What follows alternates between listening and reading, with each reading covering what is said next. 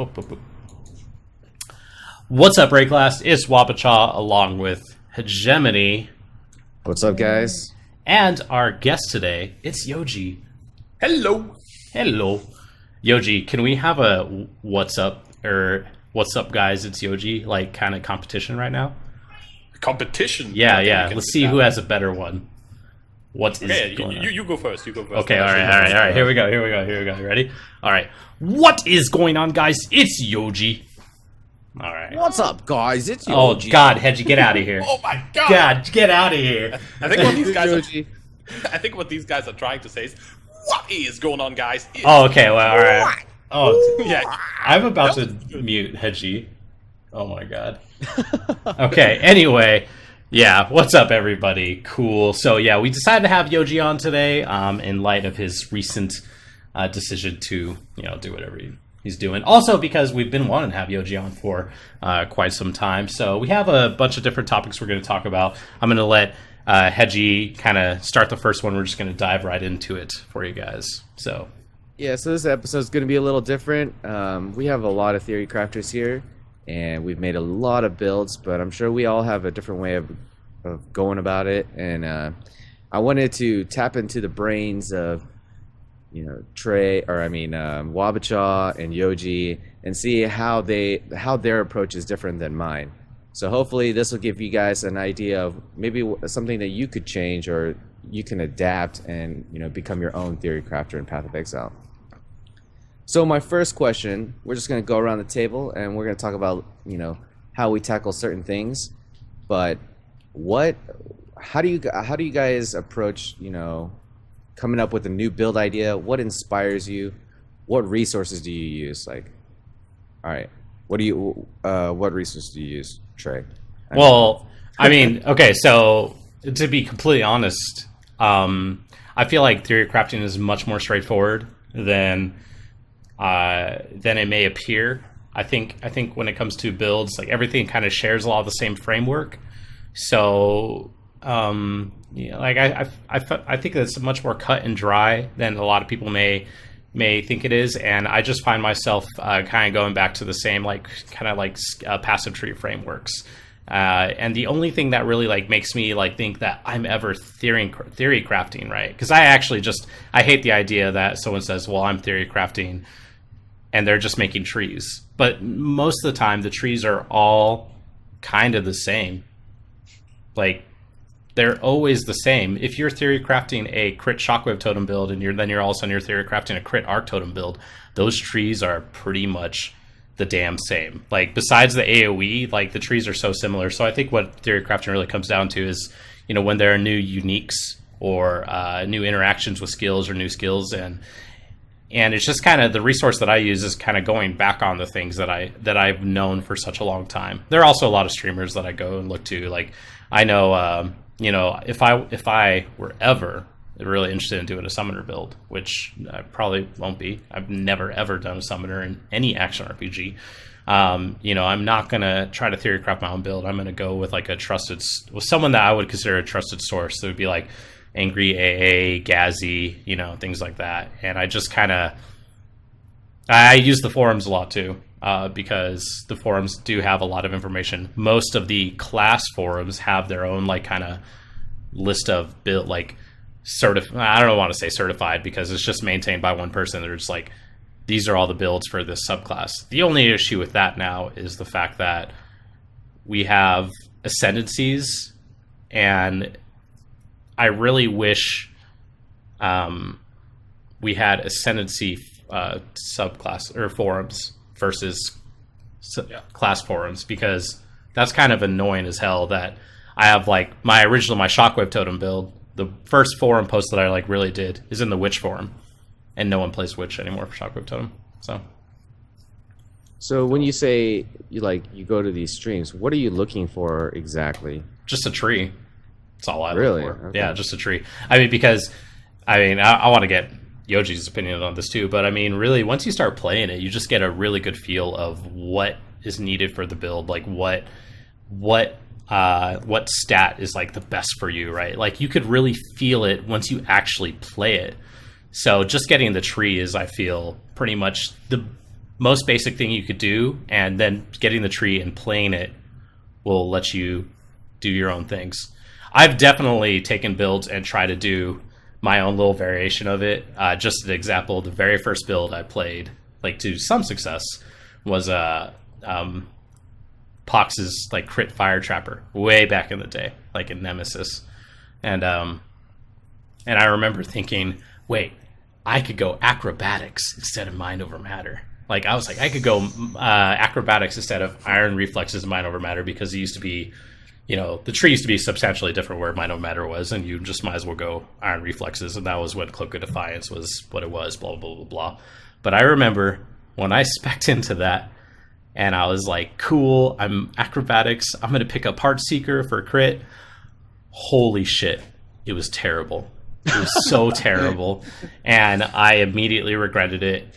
Like literally, like I immediately hated that decision. So, what about you, Yoji? How do you start this process?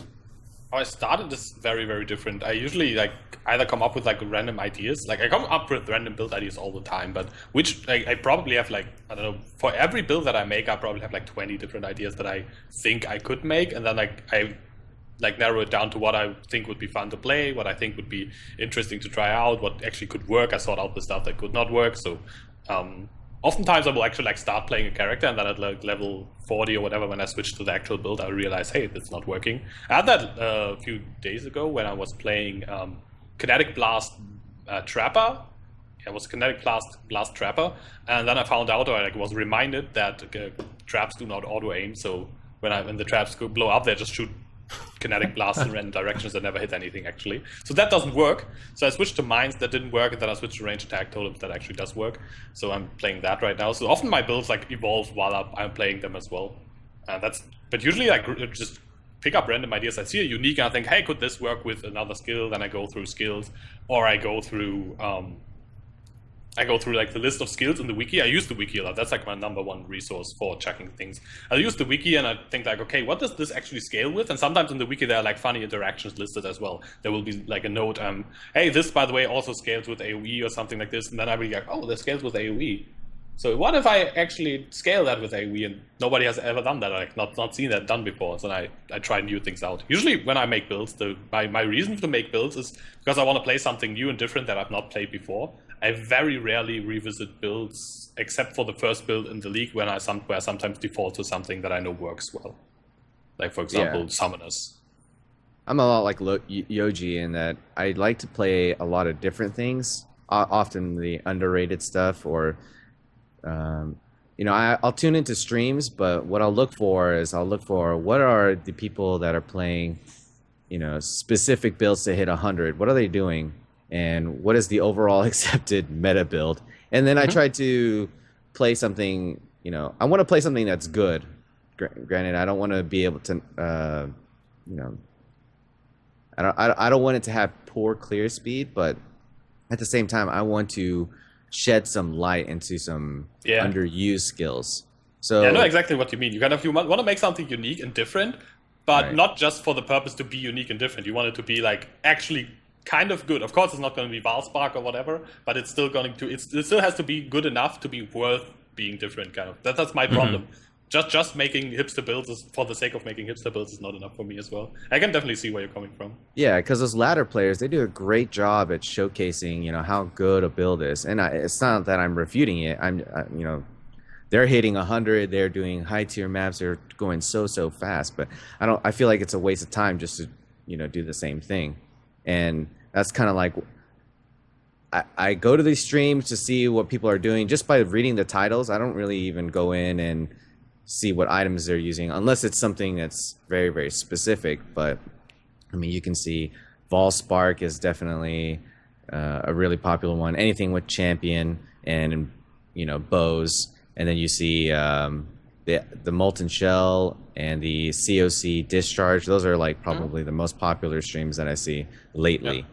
But yeah, I mean, you pretty much come up with this epiphany on your own. You see either patch notes or something on the Reddit. That's what really excites me, is when I go to Reddit and there's a new patch and then there's a surge of new uniques, and then people post it, and I just stare at it. I'm just like, is this worth my time? Is there some hidden power in there? And if there is hidden power, how do we really, scale a character to abuse it? Or, how good is this? Well, and that's why I said that I feel like theory crafting, more often than not, people are like, I'm theory crafting, but they're just making a passive tree. But theory crafting is actually more related to the uniques and the things that enable the builds. Because just like general interactions, I think. Yeah. It's like finding out something, how it interacts with, for example, support gems, uniques, basically anything really passive, special passes, maybe like a keystone or something. And just finding out new interactions and thinking about new ways of connecting like powerful things that we already know. Like, for example, if like AoE overlap right now is really strong. So maybe that's how I came up with the kinetic blast idea. I was like, okay, kinetic blast works really well with AoE overlap. If I put that on a cluster trap, I get more AoEs that can overlap harder, in theory. Of course, it didn't work out, but that was like the idea, and that's kind of like, I think what's actually theory crafting, like coming up with ideas of like interactions that could work, not just like making passive trees. That's more about like the execution of the build, I feel, and not like coming up with a build. Yeah. Well, and also, we forgot to say this at the beginning of the episode. Everyone in chat, if you guys, feel like you have something important to say, please say it. We're definitely reading chat, and we will pull things from chat. Sheriff actually just brought up a really good point. He said, now, including the ascendancy classes is something that, plays a big role in theory crafting. And I think it almost kind of goes without saying, but it's really true because a lot of the ascendancy classes have some like really unique interactions. Something that's kind of come up recently is Pursuit of Faith. And then I forgot what the gladiator block one is, what that stackable buff. I forgot what it's called, the passive, but essentially Pursuit of Faith gives you a buff that lasts for a set amount of time, right? And it could stack up to pretty high numbers if you have it. It's the one that wherever you or your totems get a kill, you get a 4% increase in damage. Now, with these buffs, they're actually all individual.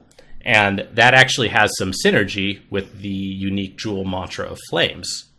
Mm-hmm. Yeah, and that was pretty cool. And initially people noticed on Pursuit of Faith, and then people also noticed that it works on the Gladiator one as well. Now it's just all about like theory crafting for me is like finding out a way, and again, like that is a unique interaction with a unique item. That's what theory crafting is. Like, so how do we take these interactions and make it into something that is, OP or meta? Because the fact of the matter is, if it's good, right, and one person is playing it, it's just is what it is. It's good.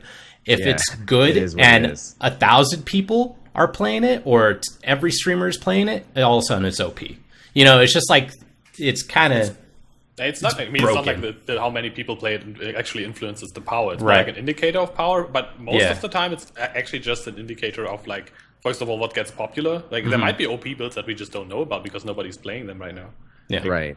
Exactly. That's one thing, but GGG sees those as well, right? If someone's like one-shotting every freaking boss in every map right now with like some OP build, GGG might nerf it. They nerfed skills before that nobody ever used.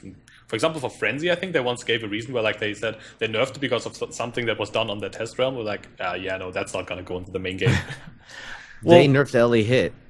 Yeah. GGG said that there was some OP thing that would, There was something like that going on during the alpha with Gladiator, with gratuitous violence, the one where the mobs explode and they deal so much damage whenever they explode. There was I don't know what the build was, but apparently there was some like really ridiculous build that was like actually broken based off of that. And it's one of the ones that, Gladiator is probably one of the, I think it's on the rise as for how many people are playing it right now, but it's one of the subclasses or ascendancies that was kind of like overlooked for a little bit. Like everyone was like, oh yeah, great, max spell block, fantastic.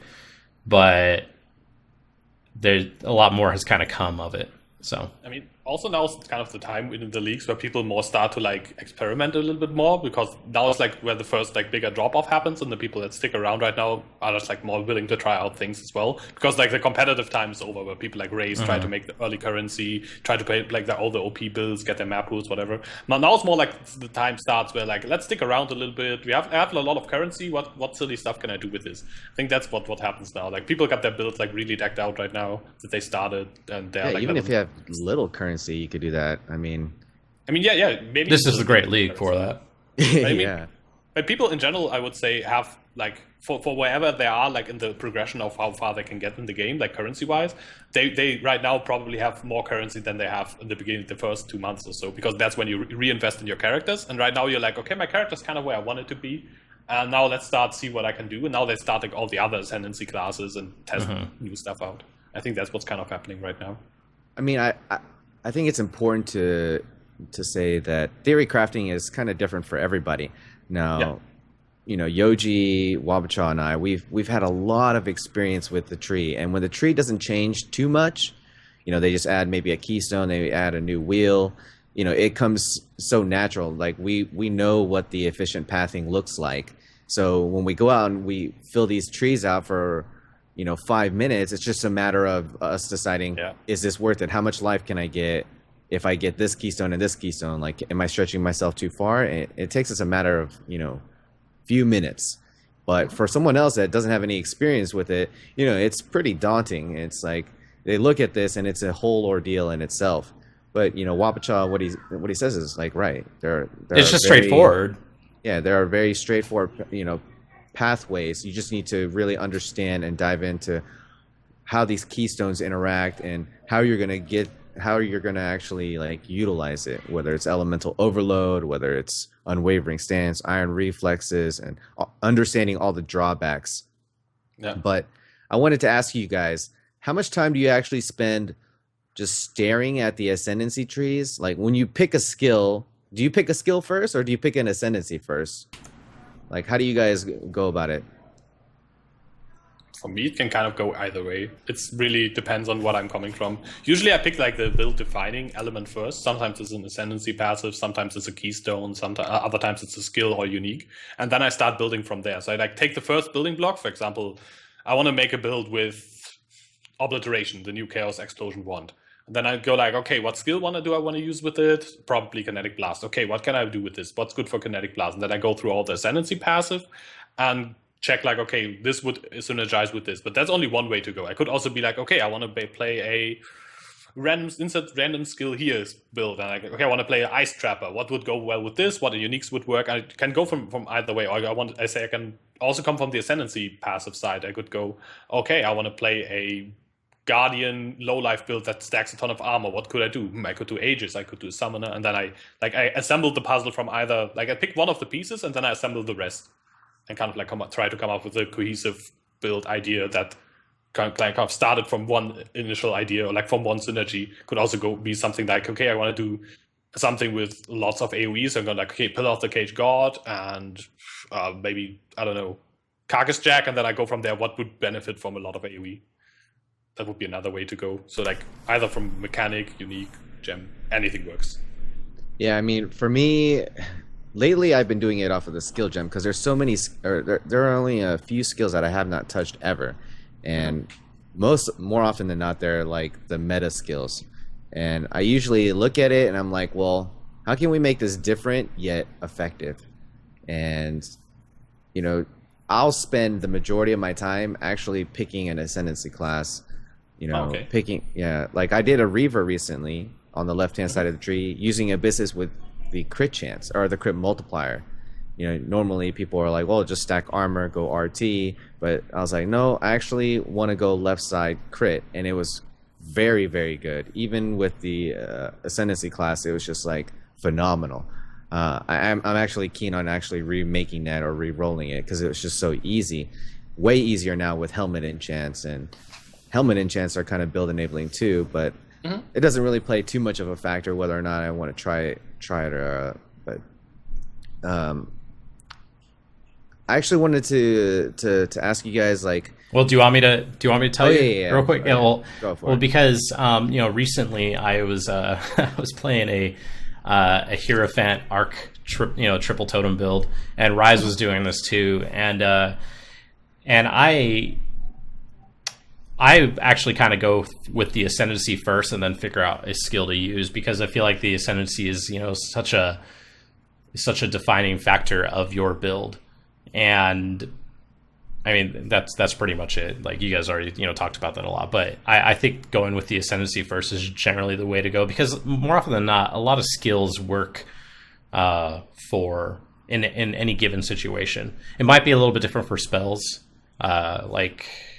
because I was thinking between Arc, Spark, and Shock Nova, and I spent so much time trying to figure those out, but I knew already that I was going to be using a Hierophant, whatever. Mm-hmm.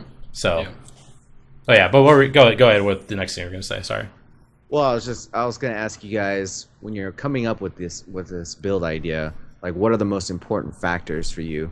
Is it like the budget? Is it solving the resource problem? What are your pet peeves of a build when it lacks something or lacks another? Like, is it a good offense, good defense? Does it have to be a good boss killer? Is it important that it has a good single target and a good AoE? Is MFing important? Like, for me, it's playability, and that's kind of a term that what I consider to be playability. What does that actually mean? Playability for me is how effective is this compared with its resource management? Like, how is it overly, like, okay, when I place this totem down, it's great, but is it a pain in the ass to actually play? Because if it's a pain in the ass to actually play, I'd rather not do that. If I have to use, it's something that I really hate about low life totem builds. You have to use a mana pot. You just have to use a mana pot. And I hate that. And I consider that to, like, really hit it hard on its playability. Because the other thing too, especially as a streamer, when you're playing a build, you have to think about what the viewer sees too, right? Like, you kind of, even it, we all know, oh yeah, you should play your own game. You should do it however you like. But whenever you're streaming, you don't want to be playing a build that people just come in and just complain about seeing you play, because people do. Like, people are like, I've done that often. Right? They're like people come in like, what is this edge of viability dance game YOJI build again? I'm like, right. This is kinetic blast totems. Yeah, and it's just they see you place a totem or whatever, do an action, then they're like, but you have to use a mana pot, and you could defend it so much, but like, I've gotten to a point now where it triggers me. Like, I don't want to use a mana pot, because not only is it annoying for me, like, if it's just annoying for me, I'm playing on my own, I'll deal with it. But if then I have 100 people complaining about it, if I have people coming into my chat and, like, make an observation and then leaving just because they think I'm a player that will play with a mana pot, I'm like, fuck this. Like, I'm not gonna play this. Like, I want a build that not only is effective but is easy to play. And I was about to say, kind of like the ease of play, that it just feels good to play, that's smooth in execution. Yeah, I can kind of see that as a good reason. I think that's for a lot of people, that's like the underlying main focus of the build. There are a lot of, like, points that go into making a build that feels good to play, and they can be different for people. But yeah, I think you hit a very important point there. For a lot of, that's it. Leto in chat brings up a good point. People will always complain, but it's the frequency at which people complain. Mm-hmm. Like, yeah, I could play an Earthquake character, and people come in all the time. They're like, "Why not Sunder? Why are you not playing Sunder?" And then I can play Sunder, and then people will be like, "Why aren't you using Earthquake?" It's really, really brutal for a content creator to constantly have to repeat himself. And I mean, that's an incentive just to make YouTube videos, because you're like, refer to the YouTube video and then come back and ask a question later. Well, and that's GTFO, watch my videos. That's a part of the reason why I've actually really loved Siege Ballista so much and playing Iron Commander, because it's something that a lot of people are wanting to try. I'm doing it a little bit differently than most people imagine doing it, right? And then on top of that, it's super fucking easy to play. Like, I don't have any mana issues. It's straightforward. And, you know, when we were talking about, you know, earlier, like about theory crafting and whatnot, if I give someone my passive tree, they just look at my gear, they could literally copy that and they'll have a playable build. They don't have to do any like wonky actions with like a Vow Clarity, a mana pot. They don't have to do any of that. It's just, it's extremely playable, and that's made me like really love the build. The build was also really fun to watch. I watched your stream a little bit, and I watched Ziggy play his Toxic Commander. He's like a poison version of it as well. And I think the build's really fun to watch, because whenever like there's a boss and you put down this like wall of like, totems. That's like a firing range. And I love that also don't look like totems. It actually looks like you're going to siege that freaking boss right now. And it's like it's really fun to watch. I like it a lot. I think with that skill and with the Iron Commander, I think the combination of that, they really nailed. Like just the feel of how the build plays. Right. So yeah, I mean, just this whole problem that we have, you know, as content creators, if you're a theory crafter, you know, it must be so easy if you're playing a meta build going to 100, because you just don't have these questions. Like it's like irrefutable. This is the best. This is probably the most efficient way to get to 100. But if you're thinking outside of the box, that's when the steamrolling of why not this? Why not this? What are you doing? This is not the best thing. You should try this. It's like we're trying to set something up and see how strong something is. It's kind of like a scientific experiment. Yeah, I mean, people pretty. After a while, people like after I started streaming a little bit more regularly, people actually started to notice that my reasoning for playing a build is always the same. It's always like I want to see how that goes, and the frequency of people asking that actually went down. Like even if new people come in and they were like, "Hey, why are you not playing Earthquake instead of Sweep right now?" And or like, sometimes I'm switching, like for example for the HEGE's Era build that I made, because I always wanted to try the unique, and I was like, okay, I never made crit staff. I played every stream I did with the build, I played with a different skill, and people were like always like, okay, why are you playing this now? Okay, why are you playing this now? And I switched, like I was like, okay, first was Ice Crash, then I went with like Sweep, then I went with Thunder, then I went with Earthquake, then I went with like whatever ground slam. Tried all like every stream I made was a different skill, and everyone was always like, what the fuck? Well, you know, the other thing too about that is just like, as long as you're like, when it comes down to it, if you're actually having fun, like if you're actually enjoying whatever you're doing, using all these different skills, you don't really care. You don't really care for the questions. But if you're like in your head thinking like, man, do I really want to do this? Do I really want to keep spamming this mana pot? Do I really have to maintain Vow Clarity? Do I really want to do this, this, and this to blah, blah, blah, to execute in this fashion? Yeah. And then you have people questioning you, that's when it's a problem. That's when it's annoying, because it's just like, you know, this person is, I've had 10 people ask me this question in the past 5 minutes, like as if it's not a question in my own head, and I'm trying to decide that as I'm playing, and to continually kind of go through that thought process. And then it's one thing to explain your thought process to a viewer, but it's a completely different thing when you just get Dan's game nonstop. And then and also, you know, as a streamer, you know, you like to have people interact with you, right? You like to have people come into your chat. You like to have people stay. And when someone comes into your stream and they see something and they dance game it, and then they leave 5 minutes later, and you just gave them a whole long explanation, it happens all the time. Feels bad, man. Talk about feels bad. You take the time to try to explain your thought process to somebody or to a group of people, and then they leave. Yeah, they're already gone. They're already gone. And, yeah, they're already gone. Yeah, and it's just... They're like, why not physical? Why not yeah, physical? and oh, well, I mean, that's pretty straightforward. I mean, like, the thing is, like, if you have a build that, like, looks pretty good, like, I feel like my Iron Commander build, like, looks pretty solid.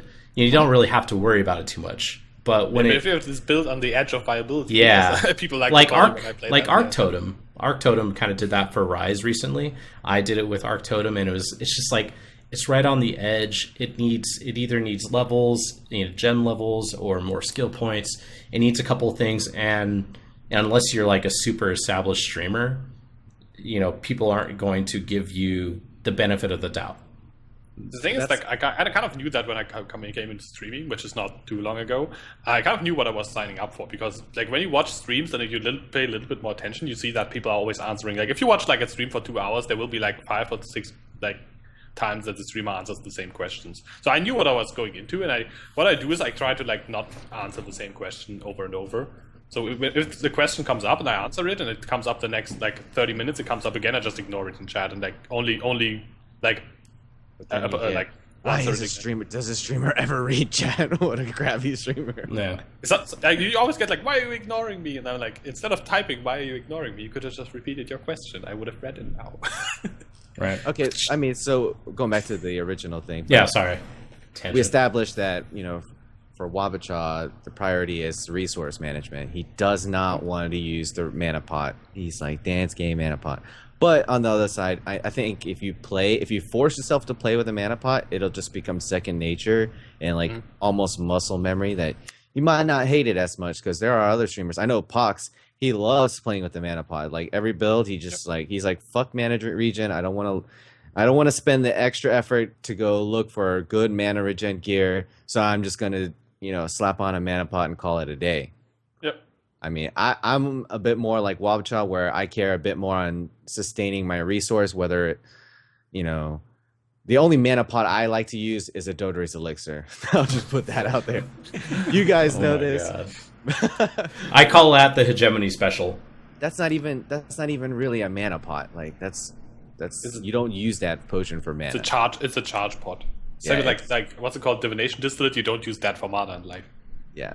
Well, a lot of people are saying in chat, like, you know, mana pots aren't really that bad. And that's just like an extreme example. I think using a mana pot is fine. The problem is, like, when you have a build that like is so close to not needing a mana pot, that's when it feels bad.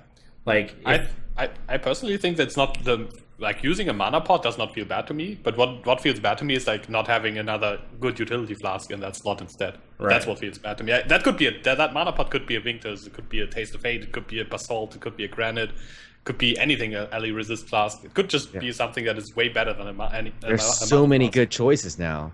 Like Stip Knight, like, all the awesome flasks that are out there now. But there's still a great reason to use a mana flask, because they reduce the charges and they give you more, you know, so you can use them the most amount of times and you can refill them so fast. So there's still that appeal, whether you need to shake off an ailment, whether you need to, you know, use it for removing a curse, or, you know, it's still a great choice. And we have so many choices, but yeah, when you're trying to get it to where you're using this mana flask and it's solving one problem entirely, it's just another reason to use it. Like Wabacha was saying, if you're just on the cusp of being able to sustain without it, you're like, man, I need to solve this problem ASAP because I want to use an awesome unique flask. And more often than not, it seems like you actually can't solve that problem. Like if you're just on the cusp, you know, if you're using a build that is like so close to be able to sustain, it's not really something you could do. I don't know. I mean, you can sometimes like find a way. There are people that reserve a little bit of life for clarity, for example. I don't really like doing it, but I think it's not horrible. It just feels a little bit wrong to lose like 100 whatever life. Yeah. I don't know. Losing life is always bad. Yeah, hardcore mentality. Oh, yeah. Go ahead. Sorry. Yeah, so I was just going to ask Yoji, like, what are your biggest, what are the most important factors when you're deciding to play a build? It has to be something I've not played before, like a play style that I've not tried before. Whenever I play like the same build twice, I get bored really fast. For example, this patch or this league, I tried to play Ali Basso again because I was like, hey, Raider looks kind of fun, like make a clear speed, move fast, world fast, 10 frenzy, 11 frenzy Raider with Ali Basso, like tons of attack speed with foils. And I played Ali Basso quite a bit before in the leagues, like when Ali Basso was meta, I don't know, like ages ago, but then, and I still couldn't play it. I played that to level 74 and I got bored and quit and had to play something else. That kind of happened every time I play a build like twice without like at least putting like a huge new twist on it. Other than that, kind of has to feel somewhat alright, has to be defensive enough to be like for me to be viable in like let's say at least like the latest yellow maps. That's kind of like my threshold. If I can't do like a plateau with the build with like reasonable investment, it's probably not worth making.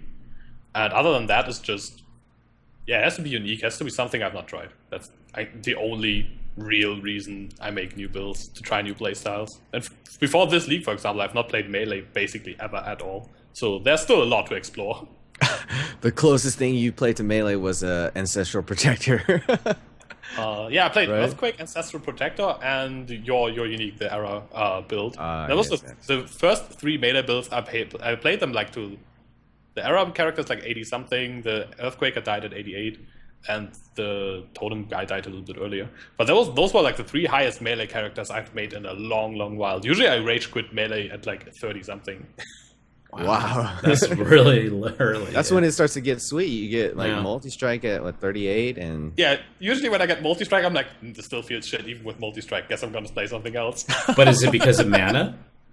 I know it's just because I don't like melee. I don't know. It just feels bad. I don't know what it was. I mean, but I think Earthquake to me is like the first melee skill that felt interesting enough, like to actually play further. Now- like, RT had the problem of not being like there's not really a progression. You just get a better weapon and kind of like the progression's a little bit weird. While Crit has like sweet spots where it starts feeling really awesome. So I kind of felt Crit melee is a little bit nicer for me.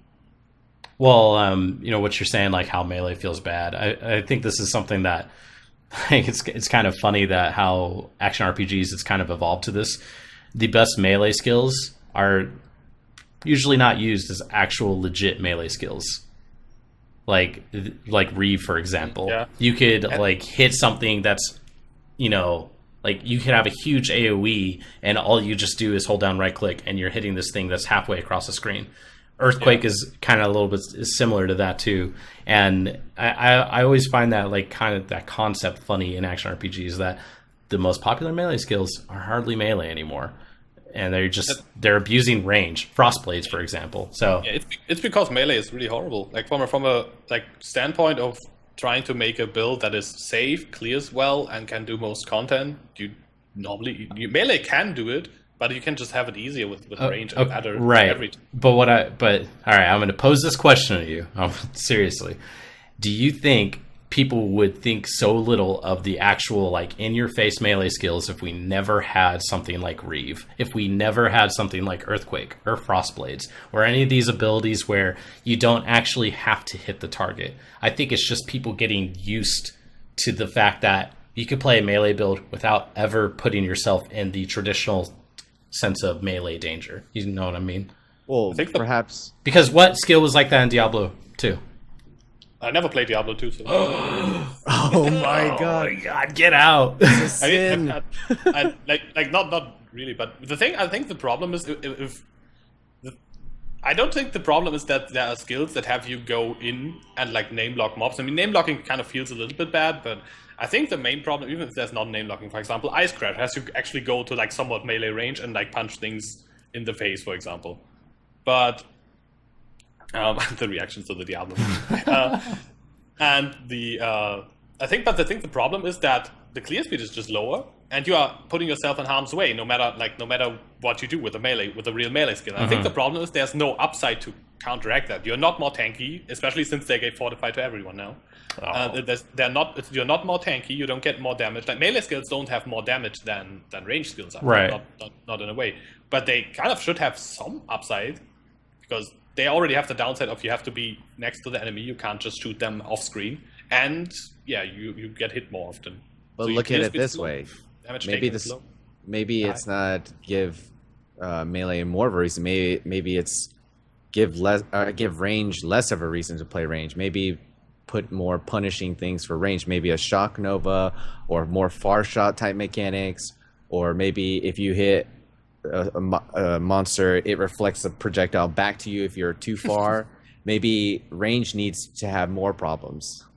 You know, I mean, it's the volatile explosion that people hate when you play melee. You're like, man, I'm always having to take this. When you kill a pack, bearer spawn, I'm the guy that has to move. Where the ranged guy is just like, you know, speeding past it, doesn't even have to worry about it. You know, unless he's running through a narrow area. But I just same know for stuff like what's it called, stuff like porcupines. Like most of the really ripping mechanics are more of a problem for melee, which makes the thing worse. Like volatile, I never know why you have so much of a problem with volatiles. By the way, I knew you had it, but I never knew until this league where I play melee, and it's fucking unavoidable. Before I was like, volatiles are not that bad. You see them, you move away, you kite them, and then they die. But now it's like, okay, and if I have to tank them to the face, it gets really scary. Right. Well, I mean, just what this all kind of comes back to me is just like I feel like the last time I really loved a melee build was a Fanaticism Zealot in Diablo 2. That was the last time I had it. That was like way back in the day. Yeah, I know you don't know. I know, but people will know, all right? Like, legit people will know. I'm not saying nerf melee or nerf anything. I'm just saying that maybe melee has too many problems that don't really match the problems that happen with ranged characters, and maybe ranged just need more problems to deal with, and that would kind of balance it out. I'm not saying, oh, nerf range damage or their mechanics. Just give them more problems that they have to deal with that melee don't, and then melee don't feel so bad because they have to deal with all this other extra bullshit. Just make volatiles AoE the entire screen. Volatile donut. Volatile donut. yeah. Give volatiles a shock nova, like a ring similar to shock nova. So you have to run in to fight. Yeah, there's a sweet spot. I think that would be actually pretty interesting, to be honest. Oh my god, the storm type mechanic where everything on the outside just gets wrecked. Yeah. Terrible jokes. Well, God, we're gonna get poo flung at us in chat. Yeah, I know, right? Okay, so we heard what YOJI had to say. He usually likes to build up his characters.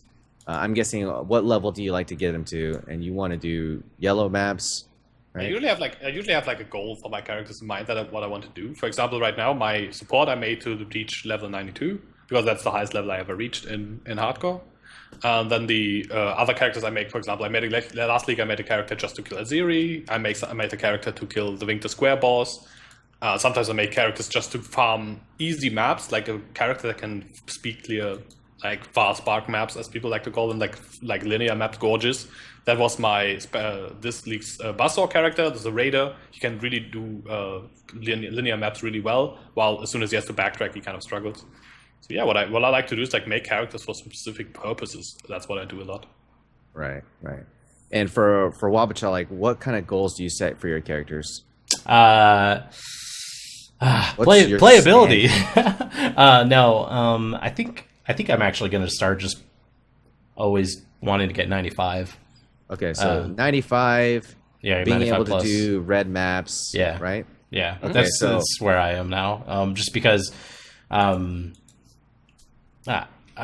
don't know. Like I want, I enjoy the mapping experience. I enjoy what it does. I don't have a problem sustaining my maps the way that I play, and but the thing is, the best thing about sustaining maps, or the things that I think contribute the most sustaining maps, is having a build that is able to clear content. I mean, like, there are people, if you run a Village Ruin, which is a tier 12, you shouldn't be like, well, I don't want to kill the boss. I think that's a problem, because the boss is the best place to get maps. Even if you don't get a tier 13 or a tier 14, even if you get two precincts in the map, or two springs in the map, I still think that's enough for me to, be happy with that run. Like, I don't ever feel bad about not getting a +2 in a tier 13 map. I'm okay with getting a tier 12 or another tier 13. And what this does is, when I do get a tier 2 or a +2 from a boss in a tier 13 map or a tier 12 map, which has happened to me a couple times, it feels great. It's not something I expect. It feels great. So for me, like, my kind of what I want to achieve with the build is just having a build that is able to clear a lot of content with ease. So just, specifically, it's important for you that you can kill all the bosses that you encounter, right? Yeah. Okay, and so what would you say is your threshold of how many map mods that you have to roll past? Like, at what point are you just like, dance game, I got to spend 10 chaos just to do a freaking map because there's so many map mods that, restrict this character? Maybe. Because to be fair, you played like the Cadillac of all Cadillac characters that can handle any map mod. So, like, you played Poison Arrow, and that was an experience where you were just like, you know what, I'm gonna chaos it, see how high I can get that item quantity roll, and I'm just gonna do it because you can. Well, I don't know. I feel like you could there's actually only one mod that I really can't do on my but I actually can do it on my Siege Ballista build, and it's no regen. And that's just because I don't want would to have use to a use a mana mana pot. Yeah. Like, that's because I want to use a mana pot. It's actually usually a combination of mods. Like, if I get a no regen map with like LE weakness and feeble, you know, I'm probably going to be like, all right, I'll run this. But if I get a no regen map with enfeeble and temp chains, no. Like, I'm not going to do that with Chill Ground. You know, like, I think it's just a combination of mods that makes me want to roll over them. I've actually recently gotten to a point where I even run Blood Magic mods, or Blood Magic on my maps, because I just turn off all my auras. It's like Enfeeble. It's a worse Enfeeble, but I could still do the map.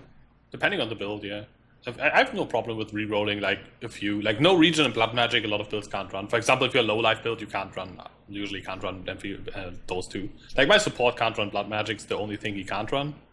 And I don't really like running no regen because it's annoying, especially if the map gets more and more rippy, like if you're doing like a tier 14 with like triple or quadruple damage. And which is, as a support, is not really uncommon because people always pull out their rippiest maps when you're playing with a support. Then you kind of don't want to have your mana in mind. Like, I want to be able to just whirl out when shit goes wrong, right? And if I did then, oh shit, I'm out of mana, I didn't think about that. I think actually no regen can be a rippy map mod in that case. So I kind of don't run no regen just because it's annoying, and I don't run Blood Magic on many builds that I make because, yeah, it's just I like playing builds that need auras.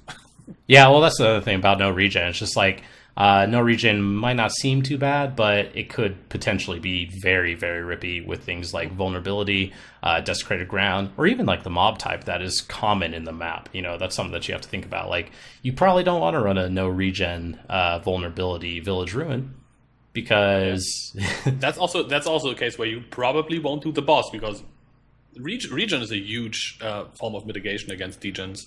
People always tend to forget that. Yeah. Yeah, I mean, for me, I'm like, it feels so good when you can make a character that can handle all map mods. It might not be pretty, but you know, as long as you feel like you can run the map, it might take a little longer than usual. But I've done some really, really sketchy stuff, like no regen, minus max, with no elemental status ailments on an elementalist. So here you have an Ascendancy that's completely shut down. Like, yeah. The best things about it, and, you know, you build your character around this Ascendancy, and you're just like, man, this feels 10 times worse. But I still did it. It just took 10 times longer. I like, whenever I get immune to status ailments, I like swapping increased critical strikes for elemental focus. And it's like a huge, like, damage increase for just, like, flat damage. And since I'm not benefiting from the status ailments anymore, I actually kind of feel like I clear maps faster with that. I just have to be a little concerned with, like, corpse explosion and things like that. It's actually a really cool idea. In general, I'm a huge fan of like swapping out a little bit of gear and gems for different map mods. I have like a few gear pieces that I like to swap out on different characters depending on map mods, and I think that's actually pretty cool. A lot of people are against that. They want to have like that one gear setup that I always use. Why? So easy. I don't really know why, but it's just, I mean, it's extra cost. You have to buy, still buy the extra items. For example, on my support, I have 2 alpha cells with different colors for different people, so I can run different auras. Something that I actually really, really love to do, and I want to do it soon, but I want to make it to where I could always achieve elemental weakness by swapping out my jewels, never on my gear.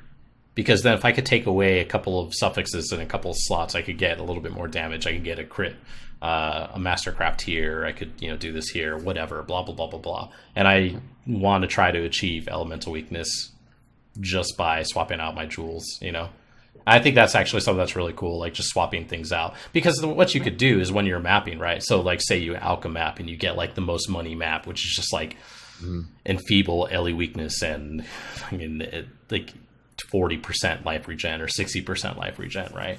Like that's like a triple pack size map, so you run that. But then when you alch the next one, you get something that is kind of like LE weakness or whatever, you just put that to the side.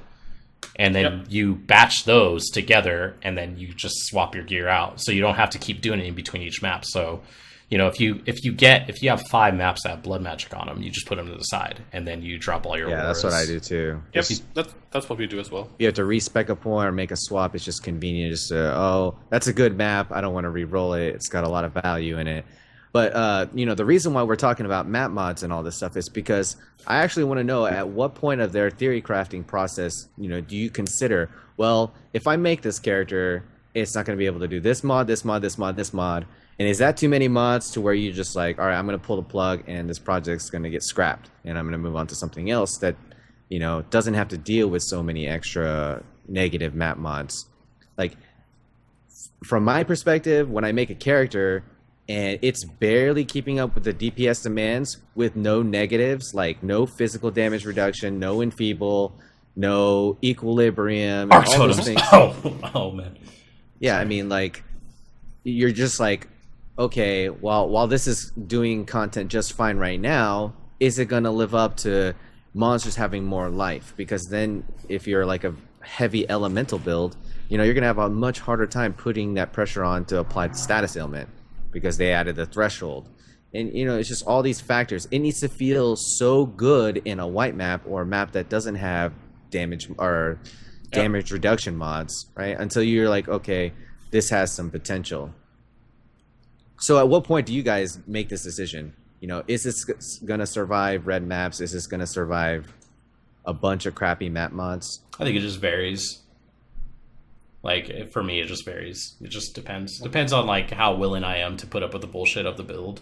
Like, to be completely honest. Like, Yeah, that's for me as well. I kind of like pros and cons kind of type of thing. Fucking ambulances. It's kind of like a pros and cons thing where I'm like, okay, how fun is this build to play? What I want to reach with this, and do I need a build right now that can clear higher maps? Or I'm like cool with like digging around in like yellow maps for a while and just like try random things out.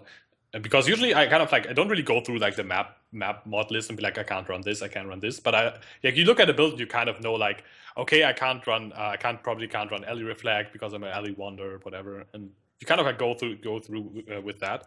But it's not really a factor that prevents me from ever playing a build really. I'll just like, if I know from the start, hey, I'm not going to take that further than tier 9, tier 10, tier 11 maps, then I'm just not going to do it, and that's okay. Right. I mean, like, if you're making an RF character and you barely have enough regen to sustain, like, you need to have a lot of extra because you're going to, encounter vulnerability, minus max, and all that stuff. And if you need auras and you're not using, like, an essence worm, then you're like, well, I can't run my Purity of Fire anymore. And that's another problem. It's just layers upon layers of problems. And I guess as far as theory crafters, sorry, that's kind of like what we test, right? That comes out maybe when we hit our 80s or whatever. We can kind of see, is this going to live up to what I need it to be or what I need it to do? So I'm surprised that you guys didn't mention budget. Because that's like one of the most important factors with me. Oh, man. Like, I like to pick something that's kind of like very, very cheap but has a lot of value. Most recently I did a lot of stuff with the Restless Ward. I mean, it was just so great.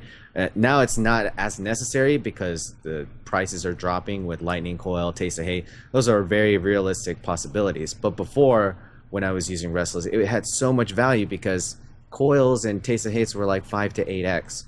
So while it might not be the absolute best solution, it was a damn good solution for an alch. It took me a long way and allowed me to do a lot of different things. But when you go to make a character, what do you set as your budget? Is there no budget for you guys? Do you just go? I don't even think about a budget.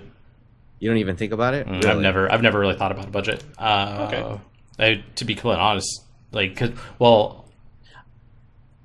because I've always been I've always had faith in the fact that I could get currency, I could trade currency, but I've never actually seen myself like, oh, I need a 6-link shavs immediately, I need a 5-link shavs immediately, I need a lightning coil. I've actually only had a couple of builds where my go-to is a lightning coil.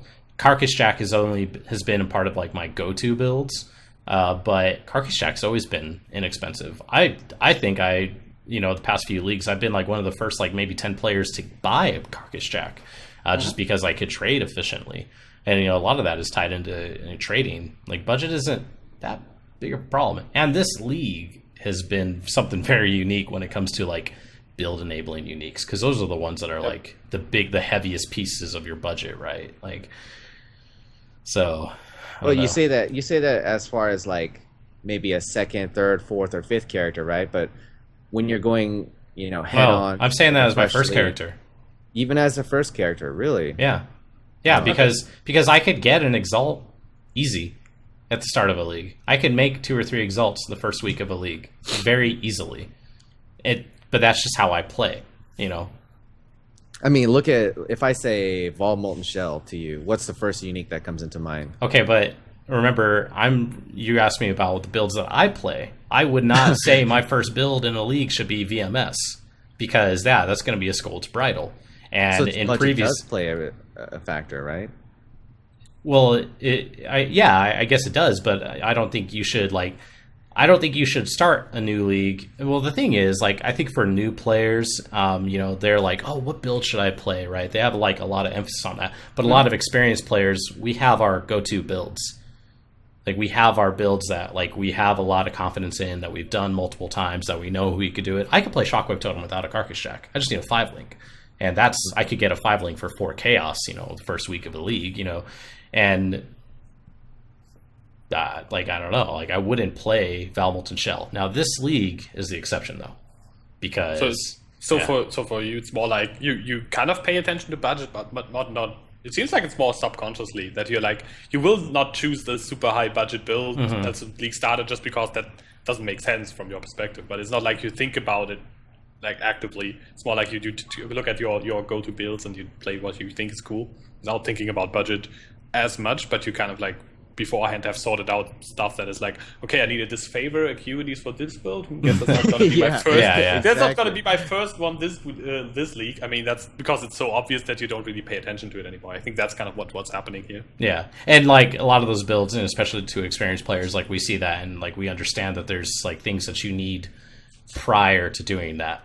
Even if it is just 30 exalts. Well, I need 30 exalts. How am I going to get 30 exalts? What build I'm going to play? I think a lot of players actually, a lot of veteran players do that. They'll have a build and they play it in a way where they could just respec after they've gone to, high red maps or whatever, and they start selling item bases and blah blah blah blah blah. Yeah, I think, on the flip side, for me, I kind of limit on how much I want to spend. It's not that I can't earn the currency. I have a lot of experience of generating shit tons of currency, legitimately. But I guess it's kind of in the back of my mind, I feel like a power outage or an ISP outage, it's just going to take me out. And if I die with a character that's worth more than 30 exalts, that's going to be pretty painful. I don't like that idea. It actually deters me from, even if I have 15 exalts in my inventory, in my stash, I just don't want to spend it all, because if I go all in on that character and that character dies with 50x worth of gear and I have crumbs left. Yeah, it's such a shitty feeling. If I die today, I wouldn't really care. And that's kind of how I feel about most of my characters. It's a lot of time investment, but the gear is not outrageously expensive. I can't imagine what it would be like to die with a headhunter on, especially if it wasn't in my control. I game crash, server error, or I just lost internet connection. Yeah, that last league, one of the most expensive characters I make, and I usually don't make too expensive characters, but that one had a Shards and the Vinctus, and in general was pretty expensive low life caster build. And in general pretty good gear. I think most pieces cost about at least 1x of the rares that he had on as well. And I died at level 85 or so to a random hiccup lag spike. That I got one shot by a blue pack. It looked like I just couldn't pot for a second and I was dead. Rip. Wasn't a very tanky build to begin with, but it was still pretty annoying. And yeah, it kind of showed me that if you invest a lot in a character, then you can lose a lot. But on the other side, for me, currency is more of a thing that how many builds I can make and I can try out. So I don't really want to overinvest into a character unless the character is really fun to play for me. So I kind of for me, you can convert I say buying items is converting currency to fun. That's what I usually tend to say. The nice thing about spending a lot of currency in hardcore and then dying is they have some really nice gear in standard. They have some really nice gear to test in standard. I'll test a 6-link here. Legacy Vinctus in standard. Oh yeah. Yeah, that's the one great thing about dying in hardcore with the 30 exalt. Yeah, if I character. played in standard, I would just go ham. I would just put all my currency into one character, and I wouldn't even think twice. But I think it's much easier to play on hardcore if you limit how much you want to budget your character and how effective it is. I think I do a pretty decent job at doing that. I usually shoot around I don't want to spend more than 15 exalts worth of gear on one character. Maybe it's because I can't handle it emotionally. If I So I have a question though, but even like when you're considering min maxing, yes, yeah. really? Because I have 14 exalts and I have a bunch of great jewels that I could just improve my character with, but I just don't see the risk and reward. Those 14 exalts could be used to make another awesome character that I would like to test. That's what I want to say about like making more characters. You can make with the exalts that at a certain point, like upgrading your gear a little bit more takes so much currency you can make a whole new build with it. Yeah, and that's kind of the point where I'm always like, okay, is this really worth the investment? See, I'm opposite you guys. I'm opposite of you guys because like I just bought like probably my best in saw gloves yesterday for like 4 exalts, 4.5 exalts or something like that, and I'm like. I have PoE trade open right now with like certain parameters on a ring that as soon as I see it pop up, I'm gonna be like, hey, I have 5 exalts for that. I'm like, I want to actually like min max to that degree on my character right now because I'm enjoying it that much, and I don't really feel like because here's the thing, like, all right, what would you rather play? What league would you rather play in? Standard or hardcore? hardcore, but You'd rather play in hardcore. right. Really? Self-owned. Really? Because see, I feel like the parent leagues are much better, especially for us, like challenge league players and huh? I misunderstood the question. I thought you were talking about the challenge league. No. What I'm saying is like ambulance. I'm gonna wait. Sponsored by Yeah. So, but what I'm saying is like after in between parent leagues, like I would much rather play in standard because at there, 1, I have all this great gear that I've ripped from hardcore. 2, I don't care if I die. I could actually really push my character to the limit. Like I could actually do that in standard without fear of losing the character. Like. And in hardcore, I've said this a lot of times, hardcore is like a waste of a league almost. It's like no one plays in it. Like I don't really care about hardcore. I like hardcore challenge leagues, but I don't care for the hardcore parent league. Yeah. I mean, the thing about hardcore is that hardcore in itself is like hardcore players have no problem with like losing characters and having their gear and their stuff being temporary anyways. Which is, I think, is why they are already like have absolutely zero problem with playing temporary leagues, and why they're drawn more towards temporary leagues. While standard players and like softcore players in general, I guess, don't want to lose their characters. I mean, that's why they play. I mean, that's one of the main differences, I guess.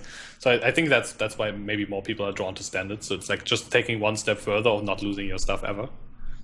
Yeah, I mean, you see something through, even if it's like either a simple mistake or technicality that took you out, you can still, do the math, feel how the character would evolve, and a bunch of cool things. But kind of leads me into my next thing is, I wonder why so many people don't use standard as a sandbox. Like when they're thinking of a build idea, instead of going on standard on one of their characters that have a free respec, you have tons of items, you might have them in your stash, you don't even have to trade.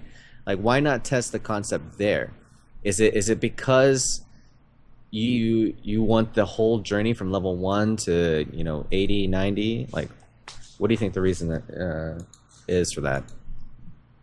I sometimes do sandbox, like try stuff out with old builds or old characters I have. If I have one character that I could easily respec into something I want to try, I often do it. But just only like to test if the whole concept actually works, or if an interaction actually works like I would think it would. But like to actually make a character, like completely gear it up there, I don't really want to do that, because that's kind of like part of making a build in the character for me. So like the journey is kind of like part of the whole making the build, so I kind of want that, see how that evolves, and don't basically if I try it out in standard before, it's kind of like a spoiler to what will happen in the end, and I kind of want to see if it works out in the end. Also, I don't actually have that much stuff on standard. I think we don't have enough incentive to play in the parent leagues. We don't. I don't think there needs to be. Well, I mean, Don't- that really Okay. wasn't the question. Oh no. Okay, so what was the question? The question was, why don't more people, when they come up with a build idea, go to the perm leagues to use their resources there? How to is that test not out an the answer? build? How is that not an answer? Like that they don't have an incentive to play there. There's no But reason. the incentive is to try it out so that you don't have to Okay, invest. but a there's bunch of no time. there's no additional incentive. There's no achievements that you could get in standard. There's no MTX that you could get for getting 30 of 30 of your achievements in standard. You don't have to there's no actual incentive to play in standard. And other than the fact that you can't die, but then when it comes to it, like let's look at what GGG does. GGG pushes their challenge leagues. And don't get me wrong, I play the challenge leagues. Like I am saying this from a critical point of view and a very objective point of view. I'm someone that plays the challenge leagues, but I'm saying there's no incentive for me to play the parent leagues. I just gave you the incentive. The incentive is so that That's I would not save time. But there's no incentive that GGG gives you. There's no incentive because GGG gives us all incentives to play the challenge leagues. There's no incentive at all given by GGG to play in the parent leagues. And the thing is, a lot of players do play in the parent leagues. I think over half Standard. Standard. Well, and that's initially what I said. Like, what would you like? You wouldn't play in hardcore. Like, you wouldn't play in the hardcore parent league. You would play in standard, the standard parent league. So it's just like we're not given any incentives at all to play in the challenge league or to play in the standard leagues from GGG, but we're constantly given incentives to play in the challenge league. I mean, I value the standard league a lot, and I definitely use it as a sandbox, and I play there whenever the challenge leagues die, because I just can't stand trading, at such a slow rate where everybody's AFK or there's just not enough items available, or I can't get the right resist done not because the item is super rare, it's just it doesn't exist because not many people are playing. So what I'll end up doing is I'll play hardcore up until the last few weeks, and then I'll just go play on standard just to try all these cool builds. But Yoji likes to go through the whole journey. I don't want to make a build and then invest into all this gear and have it not work the way I want it to work. So what I'll do is I'll just go and test it on standard. If I can get a solid proof of concept, then I'll come back to the challenge league and I'll go ham. And that saves me so much time and money because it alleviates the trading process. I've done that too. I'm just but saying, I'm just wondering why more theory crafters don't do that. Test stuff first before. I think a lot of people probably do that. Maybe, for me, it's more like I just don't really care if a build's not working out. I just try it out. If it doesn't work, I do the next thing. It's not like it's wasted time. It's still like time I spent trying to figure out if I can make it work, and it's still fun for me. That's kind of like the reason. I don't really mind spending currency and time on a build that doesn't work out in the end. I guess that's my main reason why I don't do it that often. I only do it if it's like really fast. I can try something out. For example, the last time I did test something on standard, I think it was permanent hardcore. I think it was actually permanent hardcore. So I wanted to try if the jewel that converts melee modifiers to bow modifiers does convert shield modifiers. I was not 100% sure. Nobody could really tell me, so I went to permanent hardcore, slammed the jewel into a socket, and checked if it was working. But that's kind of like answering a question I have about theory crafting. It's not really testing a build or anything like that. Right. I mean, but in terms of your question, I get what you're saying, but when you're saying like, why don't a lot more people do this? Why aren't people more apt to testing in standard? I just think there's little reason to play in standard other than testing, and that's just we could just go off of the fact that it doesn't appear that a lot of people do it. So I mean, Yoji doesn't do it. He'd rather just do the whole journey. Right, and I've done it a little bit, but I'm just saying it would be nice. But this is also something that I kind of talk about a lot. It would be nice to have a reason to play in the standard. Yeah. By the way, the Anuhard is making a pretty good point in chat. He said having league mods run in all 4 leagues would work. It's not that there needs to be an incentive. It's just that there needs to be not a decentive, like a negative incentive, like it is now.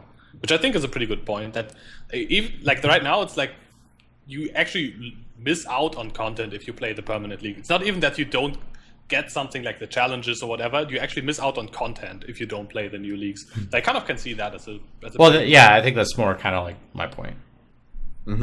Yeah. Well, maybe what they could do is like instead of enabling the new league mod in the other two leagues, they could like be like, okay, for the next like I don't know 2 months in standard there will be Torment going on, and in hardcore there will be I don't know Nemesis going on. So yeah, let's do this, and just to like change it up a little bit for everyone, so that I have like an incentive to actually like be, hey, I kind of like Torment. Maybe I want to play like my Val Cyclone build and suck in all the Tormented Ghosts again, and I can go back and try that, or like revisit my old builds with new Ascendancies in old league mods.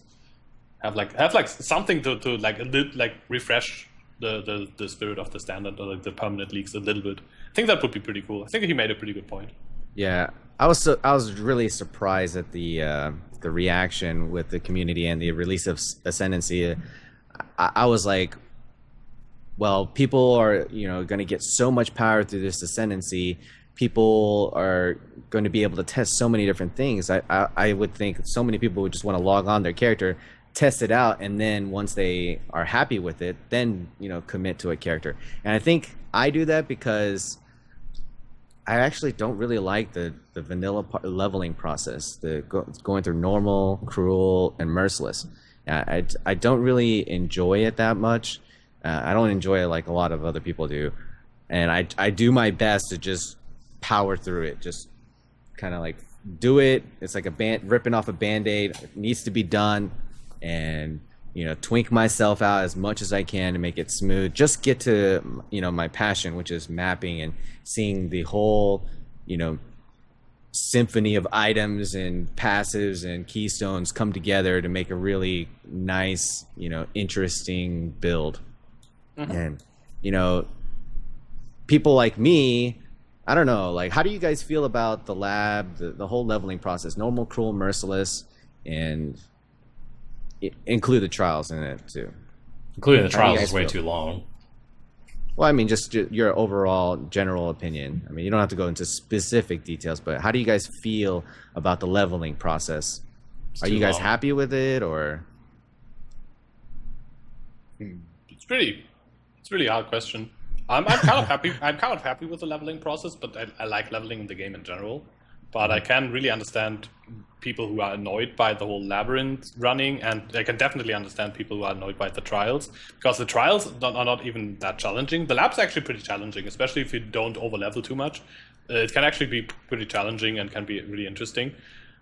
And yeah, the trials, you kind of have to go quite out of your way to get some of them. And Chris on the State of Exile podcast, he said that it's kind of like the same with skill points, but I don't really know if that's true, because the trials, it's still, you get something for it, but you don't get like an immediate reward, right? You have to do like the next trial, six of them to get access to the labyrinth, and then you get something out of it. For a skill point quest, you do it and you get instant gratification. Bam, 1 skill point to put in your passive tree that gives you 10 int, yay, stuff like that. So it's I think it's kind of difficult, because the trials don't give you an immediate reward other than Izaro being like, yeah, you're the boss. So I don't really know. I think the trials kind of lacking from that standpoint. I think that's what mainly makes them feel worse. And overall, I think that they feel a bit tedious as well. They're annoying. I mean, for me, I'm like the complete opposite. The labs and the trials are actually my favorite part of leveling, because I don't enjoy leveling so many characters through the same quests, going to waypoints and doing like that. But I love micromanaging my own mechanics, my movements, doing puzzles, and doing pretty tough bosses. It's pretty awesome, and I think it's pretty fair for the labyrinth to be as hard as it is, because it's giving you so much power, right? When you do a simple quest, you get 1 skill point, and that skill point, I mean, it could be powerful, who knows, you could be anywhere on your tree, but with the labyrinth, you get a really, really cool specialization. So I feel like the risk reward, it's there. It's there for me. And it's actually my favorite part. I know I'm going to get a bunch of Dan's games for saying this, but I actually love the trials and the lab as part of the leveling process. Now, I do wish they could do a lot of things to improve it. Like, I enjoy the trials that are like a subside to the zone that you already have to go to, like the lower prison one, the Chamber of Sins ones. I don't mind doing those, but when I have to go out of my way to like HEGE maze or you know, what's it, catacombs or the crypt, those are the ones that I really I'm just like, this is kind of painful. But I don't know. If the trials were linear, like as in like part of your questing process. No. I don't even mean that.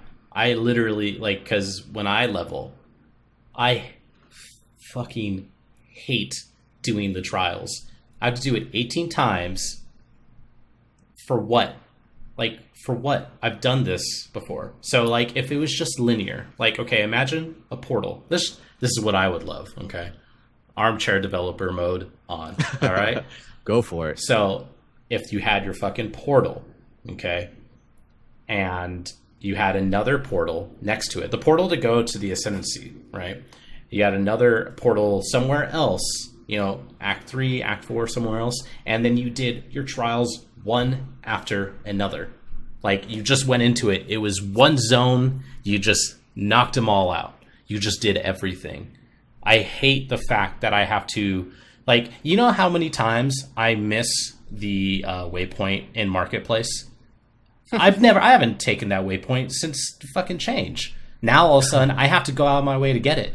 All right, like I miss the battlefield waypoint or the Battlefront waypoint. I miss Battlefront. Yeah, I miss Marketplace. Like there are a lot of waypoints that I don't grab because I generally don't need. That all of a sudden now I have to grab, and then I have to go to those waypoints and then still navigate the bullshit to get to the trial. You know how many times I've accidentally gone to Crypt 2 instead of getting the trial? Or no, not Crypt 2. Wait, is it Crypt 2? In Act 2? Yeah. Crypt 1. The sometimes trial. Yeah. So sometimes I'll just be like going through, I'm like, oh, like I'll just not even thinking, so bam, I'm in Crypt 2. And I'm like, motherfucker, like now I have to go back up to Crypt 1 because that's where the trial is. Like, I just wish it was all linear. I wish I could knock it out in one go in each difficulty, not go back 18 goddamn times. How many things do you have to do in this game? I think The thing other than skill points. If they were more interesting, I think it would be less annoying, because then that would be more fun to do. If there was like some I think the labyrinth is actually pretty interesting. I think mostly the people who have problems with doing the lab are people who are not interested in that kind of like platformy type of gameplay. While I think if they made it a little bit more interesting, I think it could still be good. But right now they just feel like a chore. They're not like, it's not like I'm going to die to the freaking traps or anything. Just have to go through that every time. And some of them have me like wait and pull levers and stand around and wait. I feel like it's kind of, I mean, I can see why it's a chore for so many players, especially when you make a lot of characters or you're very familiar with the game.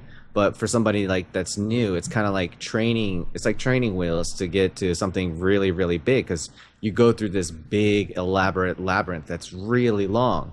And these trials like what's the word I'm looking comparable? for? No, compartmentalized or like what? You know, they give you I don't know what the word is, but you know, it narrows the scope down so that you can absorb like what's going on. You know what I'm saying?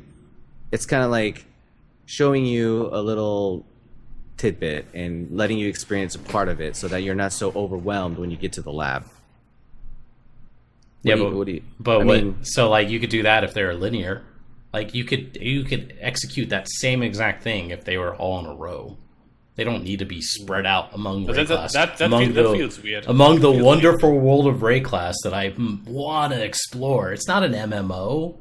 But I mean, it kind of has to be like a little bit more like, you can't just like put like, and now you go to this portal and go through trials and that's it. You kind of have to place them like sensible places, and I think they choose pretty good places for it because all the places thematically fit the trials. Like Crematorium has the fire things, and HEGE Maze has like the poison shooty. Like if we had more lore, if we had more reason to go to these places in general, fine, whatever. But I mean that's the first reason we have to go to the HEGE Maze in a while. I don't know. Yeah, that's what I was kind of saying. Maybe the problem is just putting it in the wrong zone, or if you want people to go to HEGE Maze, give them a different reason to, like maybe a better reward, or you know, a threshold jewel or something simple, you know.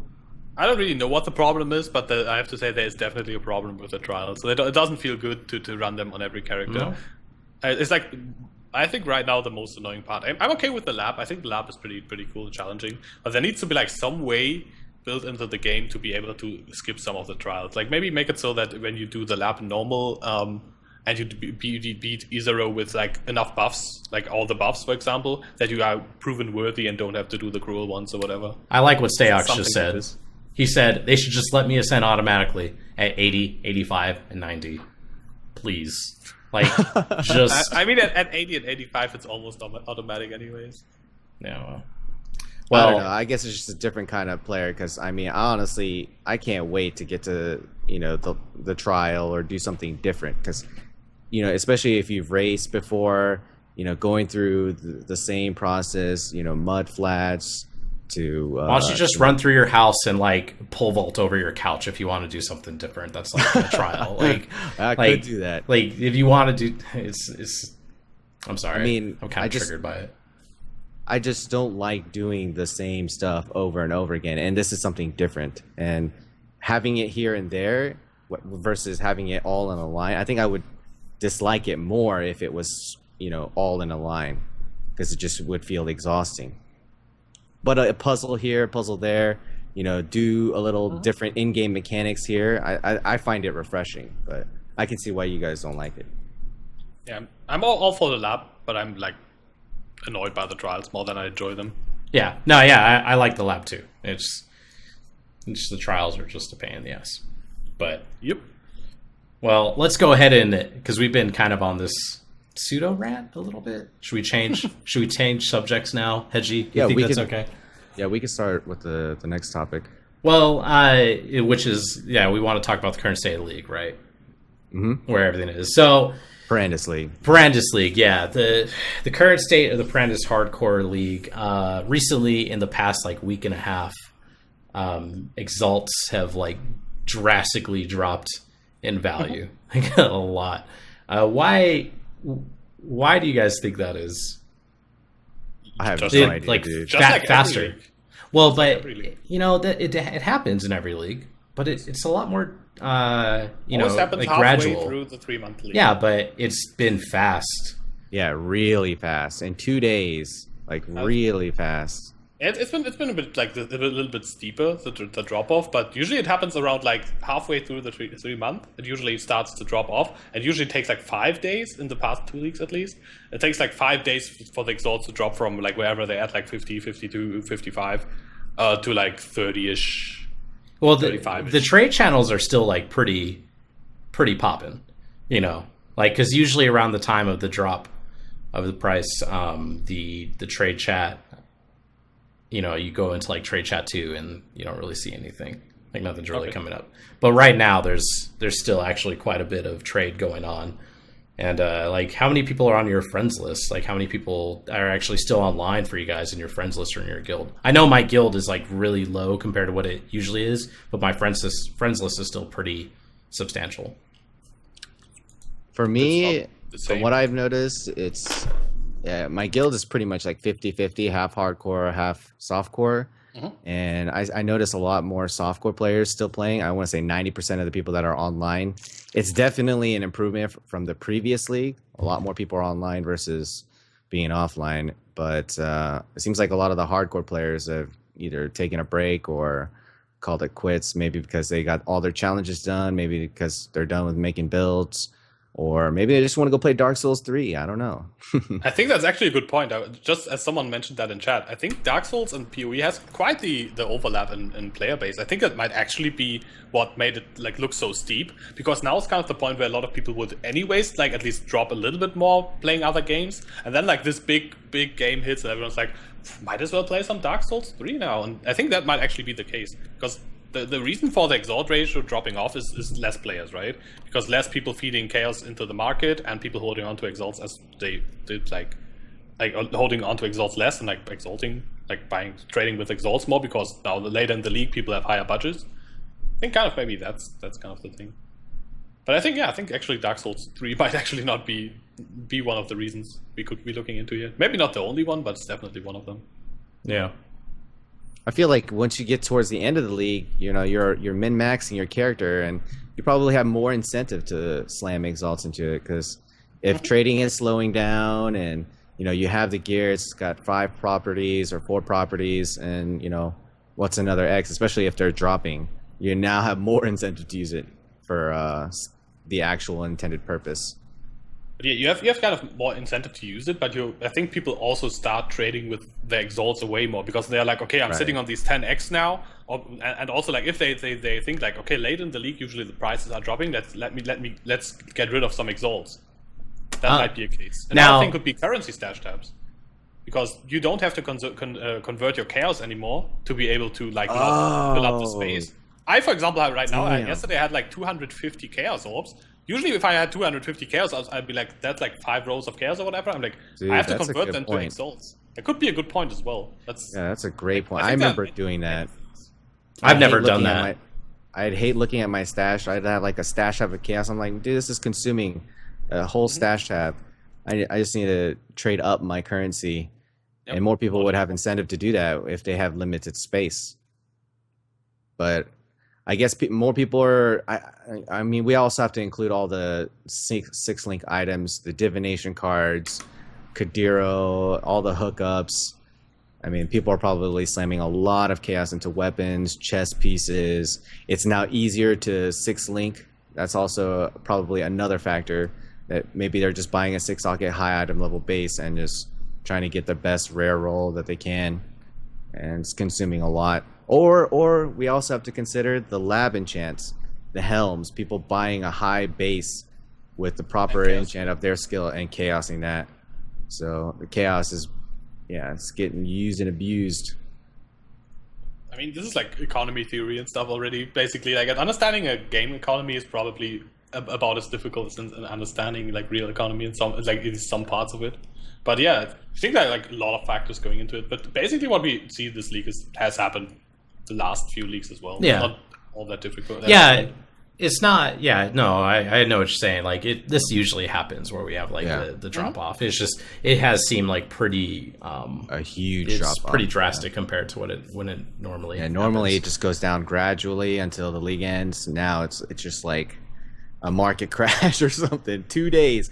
It goes down in 18 chaos, 18-1. Now it was a bit more sudden, yeah. Yeah. A Butch actually asked a good question back up here. I'm gonna scroll up.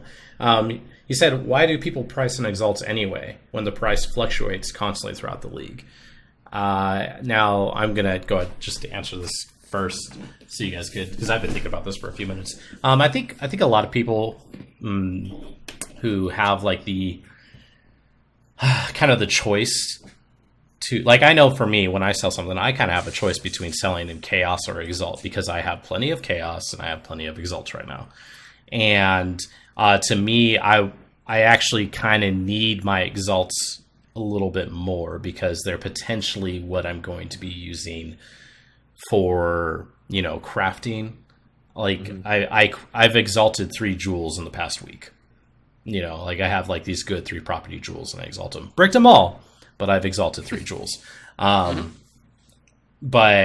the other thing is too, like this is something that I'm looking at my amulet right now. And my amulet is nearly best in slot for me. It just has some pretty shitty prefixes on it.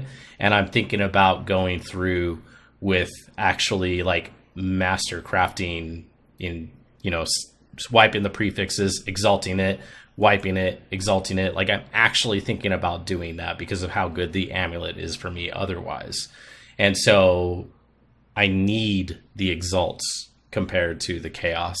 And I just think it varies. I think some people just don't care, because eventually when it comes down to it, as the game's slowing down, those people are trading in the challenge leagues. It's just all going to go back to standard or hardcore. And we got to remember like why people actually trade away their why they trade away their exalts for chaos is because they want the chaos for the buying power once it gets to hardcore. But in my mind, it normalizes. You buy more exalts and just like it doesn't really matter. It depends on what you want to do with your character. I mean, Especially, you know, if you're not planning on making any more characters, you know, why not just use the currency?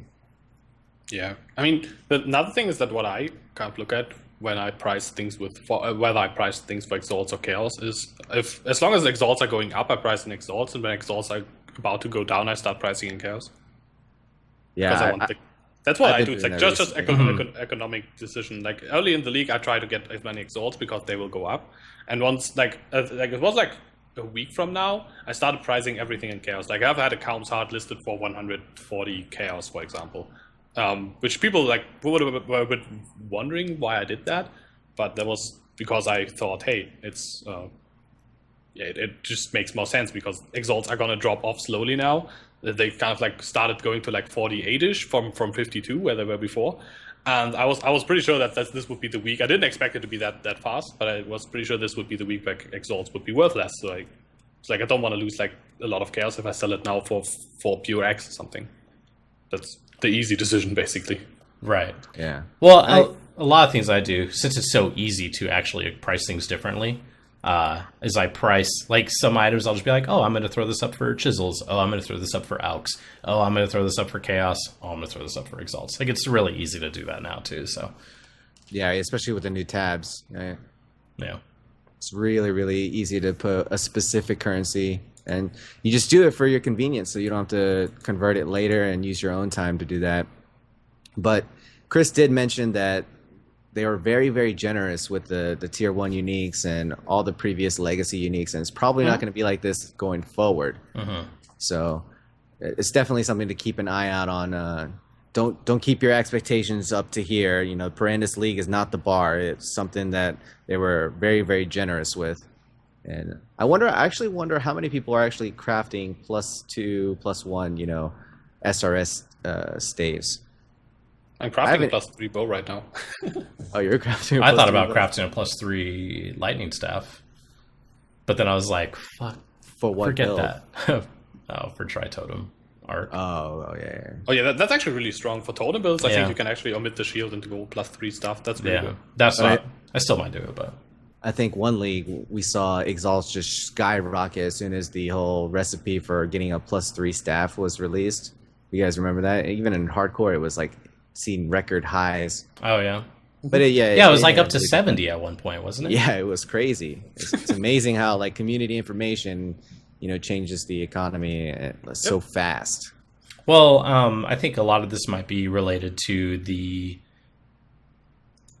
drop in the value of uniques. You know, as you were saying, like we have a lot of they've been very generous with tier 1 uniques, and you know, this is probably one of the first leagues where you could get, well, yeah, you could get like you get a 5-link shafts for like 3 exalts if you really looked hard, you know. And that, you know, people just need less exalts, flat out. They just need less exalts, fewer exalts. So you know, that's something that plays a big role into that.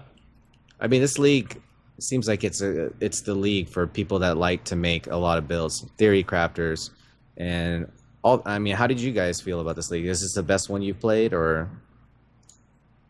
It's a pretty good one. It's a pretty good league. I like the favorite, change. though? I like the change in the market. I wouldn't say it's like it might be one of my, like the league itself, not as much. The thing is, it comes with Ascendancy. I like Ascendancy. It's my favorite expansion, definitely, by a long shot. But it's really hard to judge how good would the league have been if it was last league, for example. Don't know if it's. I kind of would have been interesting as well. I think I have always been like for more availability for the old uniques, and I'm not talking like about Headhunters and Walt's Devotions here. I'm talking about like Johor's Blacksteel and stuff like that, because the uniques that no one's ever gonna chance because it's not worth doing, that I still want to experiment with. That those are the ones I kind of want more of, because like people are actually gonna try and chance a Headhunter. If I go and try and chance a Headhunter and I make it and I get it, and I play around with it and decide I don't need it, I can sell it for a ton of exalts and be rich. That's pretty cool. But if I go and chance a random unique from, I don't know, old league, like Onslaught or whatever, that's not worth anything, even if I have it, even if it's super rare, like it's not really going to be worth it, not really going to feel worth it just because I want to try to make a build with it. So I guess one could argue if I want to try a build with it, I should go to Standard, because this stuff is available there and it's cheap there. Like the bad old uniques, quote unquote bad, are very cheap there. So maybe I should but that's the thing I kind of like, that the availability. I think that's like, I think a big nice plus point. And I don't really see like all the downsides. It's not going to be permanent anyway, so well, I don't really think it's bad. There's one other thing though. When Yoji brought up a really good point earlier, and I'm sorry, I was just thinking about this, but Yoji brought up a great point earlier. How now with the currency stash tab, you don't find yourself wanting to convert, right? You don't need to convert all your chaos just to save space.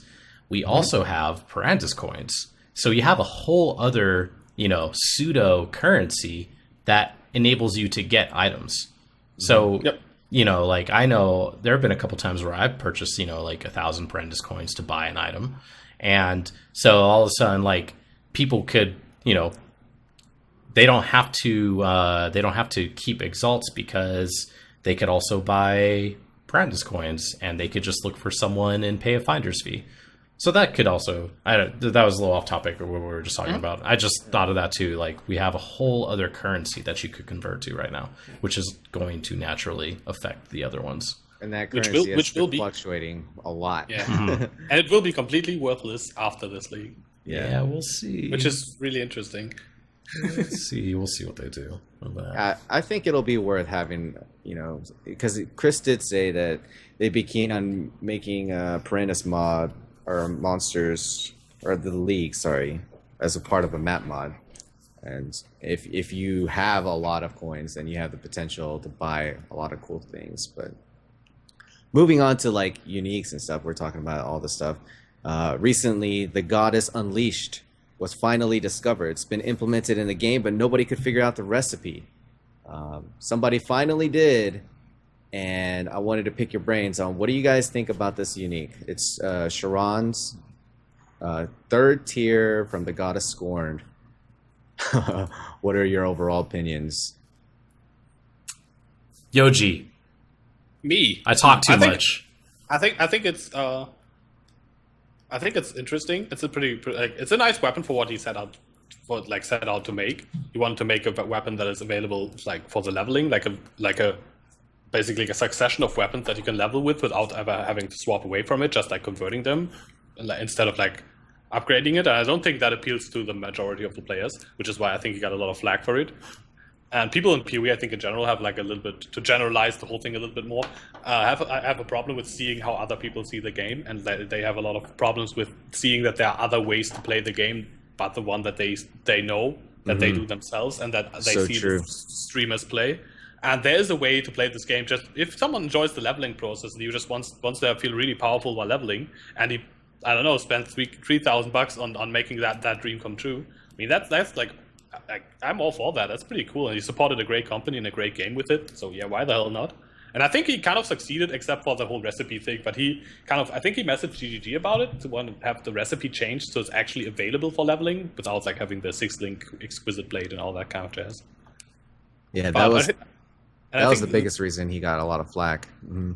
Yeah, because that didn't really fit the thematic. But as I understood it, he didn't know the recipe until it was discovered himself, so he couldn't really give feedback to it. So he can only do it now. But yeah, I think that the weapon is actually is pretty cool for what he wanted it to be. It's probably not going to fit the majority of players' playstyles, builds that they like to make, what they want a weapon to be. People always want like their weapons to be either leveling weapons or endgame weapons, but this weapon is like right in between. And I think that's why a lot of people be like, dance game, this weapon is shit, this weapon is horrible. But they just fail to see that there's a different way to play the game that they don't personally like do. And which is fine. Like you can say like, this weapon's not for me. I don't want to use this ever. I can definitely see a lot of people saying that. I just think it's a cool weapon. I think thematically it's really cool. The skin looks freaking amazing. Just for the skin alone, if the recipe goes cheaper, I can see myself making that one for a Reaver or something. And yeah. And you can probably still make it work in endgame, kind of, if you go like Taming Ember Wake, which is a pretty cool idea, I think.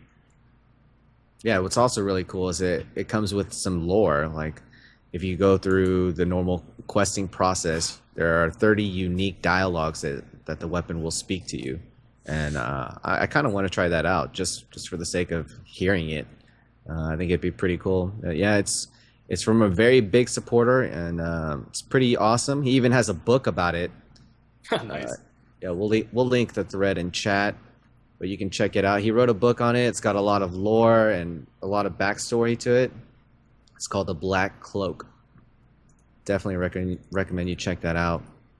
But yeah, as far as making a build with it, I was really disappointed to see the crit chance drop off so much. Like, I was thinking maybe I could use this with a crit flicker character because of the blinding synergies, the smoke cloud. You know, that would be pretty nice. I don't know how detrimental the degen is. It seems pretty nasty, especially if you're in like a vuln map. And wasn't there a unique in the game that says when you're ignited, you can get some crazy bonus damage? Is that Ember Wake or is that? Oh well, fire? there's a couple of them. Like there's a unique jewel, hot footed, gives you. Oh Hot yeah. footed. Yep. Yeah, but I was so disappointed. It doesn't count you as ignited. I was like, what? Yeah. Yeah, that would have been really cool. That Yeah, that would have been really self-ignite. cool, right? That's maybe is a little bit of a missed opinion, but as I said, it's not meant to be an endgame weapon. So it's like I think we are not the target audience of this weapon. Basically, we are not the target users of this weapon, and Yeah. I don't think, as I said, I think the main problem with it, there's like not many people who will want to use it. But I think it's not really a problem. I think people just maybe expected a bit different, something different from the weapon, and for like no real reason. I think there was a reason to have that expectation because he was pretty clear about what he wanted it to be. Well, I think a lot of the expectation right now is in the like I think if GG had released it and the recipe wasn't a 6-link so exquisite blade, you know, if there wasn't so much value in the recipe, people wouldn't give a shit. Yeah. But Yeah. when you like, okay, imagine this. Imagine you're a player in the game and you're like, "Ooh, I got a 6-link exquisite blade. I have this feeling that this is what's needed for the Goddess Unleashed." And That's never gonna happen. And then you're like, "Oh my god, like this could be an amazing weapon because it needs a 6-link, exquisite blade." And then you put everything in the trade window and you see the weapon, you're gonna be so massively let down. Because that scenario is never realistically going to happen, though. well, right? well, right. It's not. You need to like match the colors of the freaking swords and stuff. It's like you don't discover this by accident. It's so ever. cryptic. Yeah, and it's the idea behind the unique is really cool. I think it has a lot of flavor to it, and the execution of what Sharon, whatever, everything that he did, and all the support that he's given the game. While all of that is fantastic, there's way too much expense in crafting the item. And he himself is, we got to give credit where credit's due. He himself has said that it shouldn't be a 6-link exquisite blade. He said it shouldn't be like this. He wanted it to be a leveling weapon. And, it was the first really big recipe, right? It was the first unique that was like this, that was so intense, that had like this riddle and it was so cryptic. It was the first version of that, and the players have kind of been let down for everyone who's interested in it because we were expecting something a little bit better. Right. So I mean, you're setting the bar really high by requiring the best base of a sword, and you have to like 6-link. yeah, just having a 6-link 6-link in it is I mean, that's setting the bar way too high. It's not translating well to the player. They're like, why would I ever do this? And it's unfortunate that came that way, but they are going to fix it. They are going to make it way more reasonable. Or did he just make a Reddit post saying he was going to talk with them about it? I thought it was already confirmed. I don't know. I actually have no idea now. Now you're making me second guess it. I just hope the recipe gets changed. I think the weapon's alright if the recipe. But kind of even if it was matches a the power of the 6-link? weapon. Like, do you think it should just be a different 6-link base, because a 6-link is still going to be expensive? I don't think it should be a 6-link. I don't think it should be a 6-link. Okay. I think it should That's just what I'm be trying to get you at. do whatever you want. Jeweler it yourself. Right. Yeah, I think it's worse. It should not be a 6-link. It should just be. I think that one of the cool things about the weapon could be that you get a 6-link without having to link it, kind of like a tabular. Because then it would be a real cool leveling weapon, because it would actually be a way to increase your power temporarily on your way from like a 51 to maps. Right. Mm-hmm. And I think then it would actually have a place in there where the weapon was designed to be. Right. Yeah. Which is like like transition to an end game leveling weapon. I think that then it would be cool. If it's kind of like the 6-link is like kind of like a free bonus that you usually wouldn't be able to get that early. I think that would be pretty cool. Yeah. Now, I think it's important to say that if you are, in the process of designing a unique, I don't think you're going to get this whole treatment where you're going to get 30 dialogues, 30 voices and stuff. I mean, Yeah. but I would like to see more recipes introduced. I would like to see more uniques introduced in this way, where it's some kind of recipe, not as hard, but you know. And it was kind of like a community effort too. Yeah, there's anything been that's a multiple community threads. effort is a good thing. Yeah, there are multiple threads that are talking about like the recipe, and you know, people would throw out their ideas, and so that part of the unique was actually really unique. You know, that was actually pretty fun. And you got another way to play the game. Yeah, to figure out. And you got to think about the person who found the recipe, right? Like how great they felt. They're like, like in that. He said he was like trying out different things, like I think at work even, or like while he was working, like noting down recipes and trying a few, like for a few months, just like testing different ideas. And I think it's a pretty cool thing, like that people actually invest that time to, because they kind of want to find out. It's like it's nice alternative gameplay that it's, again, not many people will want, but there's some people who apparently really enjoy that. Well, you know, kind of about recipes, and I'm sorry, YOJI, you won't get this reference because you didn't play Diablo 2. But some of the recipes that you use with the Haraja Cube and crafting in Diablo 2, that was actually a really enjoyable part of the game for a lot of players as well. Yeah. And so, yeah, just having more of that is something that, you know, would kind of fit and make sense. And it doesn't seem like it would be too hard to do. You know, like, for example, the Bitter Dream, right? That unique. You sell it, you get all of the gems associated with it. That's pretty fucking cool, you know? Yeah, I think we're actually getting more of that. It's like, for example, we got the Winged Square, which I think is a very thematically fitting and cool recipe to get a cool endgame map by combining the staves and all that kind of stuff. And I think we're getting more and more of that, like slowly. I don't think it's like bam, here like 500 new vendor recipes, but they're definitely discovering more and more what you can do with vendor recipes. And I hope they continue to do that, because I think it's a very unique thing that not many games have, where you can like sell a different combination of items to a vendor and get something cool back. It's always been very unique to BOE, at least from my experience. Right. Yes, it's essentially taking something that was like underused, so cheap, and it's making, you know, for one season it just sucks, you know, as far as like having a lot of value. And then the next season they introduce something, and now it all of a sudden spikes up in value because of this recipe. I think that's so cool. Like that's what I love to do when I theory craft builds. Is I like to go back and make sure that these old uniques don't, you know, they don't have any like cool interactions with new keystones or new potential abilities with items and stuff. Because I'm recently playing a bleeding poison character with Earthquake, and I'm using Mark of the Doubting Knight. Like, oh, nice. When is the last time you've heard of a build using that dagger? But it's actually insanely good for what I'm doing, and it's allowing me to bleed and poison simultaneously with the single skill. And you can do the double dipping. Yeah. I'm using vulnerability cool. with blasphemies. I'm using DOT nodes. I'm scaling physical damage. It's working out really, really great. And I'm max block too. Yeah, so, I was really surprised by the power of dot nodes and vulnerability. Like right now I'm playing Caustic Arrow, just like randomly digging around with it. And I found that I can just like flame dash kill white packs. Just from the burning ground. That actually works. In Cruel, End of Cruel, I can flame dash kill white packs. What? It's pretty like I didn't expect that, it just randomly happened. And I find that really cool that you can like bleeding gets like now that the league is like halfway through, bleeding gets more and more attention as well, like on top of poison. It actually turns out to be way better than people expected it to be, which I think is pretty cool. Yeah, I mean the incentive of bleeding is it opens up a lot of possibilities, but you want to hit hard in a single hit. You don't want to water down your damage. You don't want to go fizz to lightning.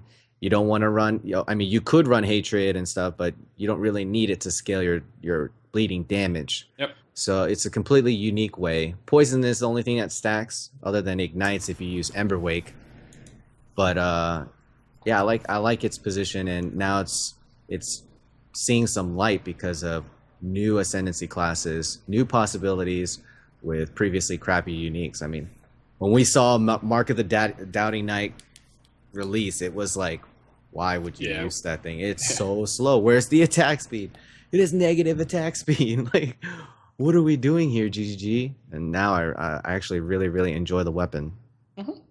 Many months later. I think maybe at some point someone will be like, "Hey, Goddess Unleashed actually has also some use many months later with some new skill that perfectly fits this weapon." You or another unique, right? Or another unique something. I think that there's a lot of stuff that can work together later on. And I think GGG has to do things like this, like release stuff that just doesn't make any sense, and then people forget about it, and then all of a sudden it's relevant again, and it's like godly, you know. That's I wonder how often cool. GGGs themselves forget about something. They're like, "Oh wait, it was this unique. Damn, okay, that's OP now. Well, shit." Yeah, that's kind of bound to happen. All toxic. All right. Forgot about that. So YOJI, I recently stumbled on another YouTube video of yours. It was quite sad. But it's good to know you're not leaving the community. Nope. For those of you that don't know, YOJI's gonna take a back seat with his YouTube and his Twitch. He's still gonna produce content, but it's not gonna be as often. It might be best to let him explain it. Oh yeah. Go for it. I mean, basically that. I'm just gonna not go like super try hard on making YouTube videos and streaming anymore. I'm just gonna stream whenever I feel like it, which is probably not gonna be too often, but also not super rare. I don't really know. I'm just gonna make videos whenever I feel like there's something I need to make a video about. There might be weeks where I make like several videos. There might be weeks where I just make one video or like maybe none at all. If there's just nothing that I really feel is worth talking about for me right now. That's like kind of like the whole point, really. Like, I think it gets a little bit over dramatic overall, but like I also had a lot of fun like putting dramatic music into the video, so maybe it's a bit my fault as well. Right. But yeah, overall I think it's just like me. The video was intended as me like telling my subs and whoever that basically I'm just gonna take a step back and get a normal job again and like play PoE as a game and just as a hobby and make videos whenever something comes up. Yeah, you can still be a very active part of this community. I mean.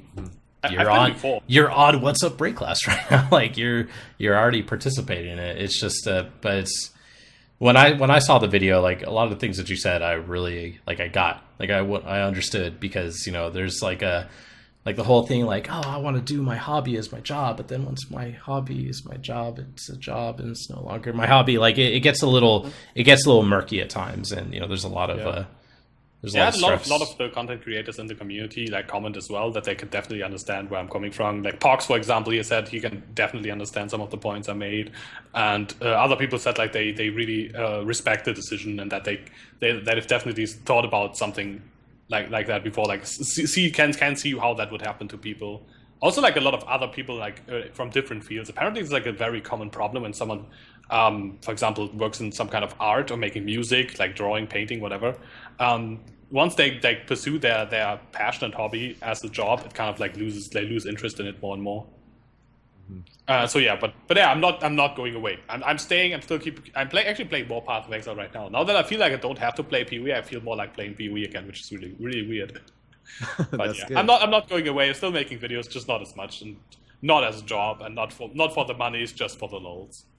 What's the next thing like on your radar for a build guide or whatever? We had a really, really funny video that definitely should be made, but it's probably a lot of effort. But it's a video that takes so long that it wouldn't be sustainable for anyone who wants to make it as their job. But yesterday the idea came up. Do you know these videos? If Google was a guy.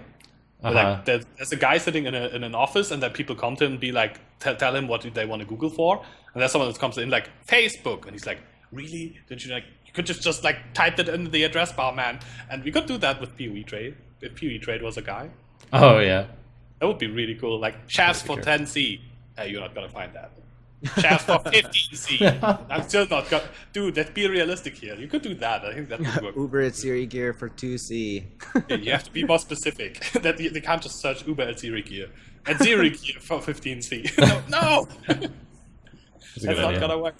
Stuff like that. That could work. Stuff like this. I'm not just gonna be like random creative stuff. What I come up with. Don't really know what's next yet. Well, I'm gonna play Dark Souls 3. You know, the thing that like I know in my experience, the videos that are like the most fun to make are the ones that take the longest.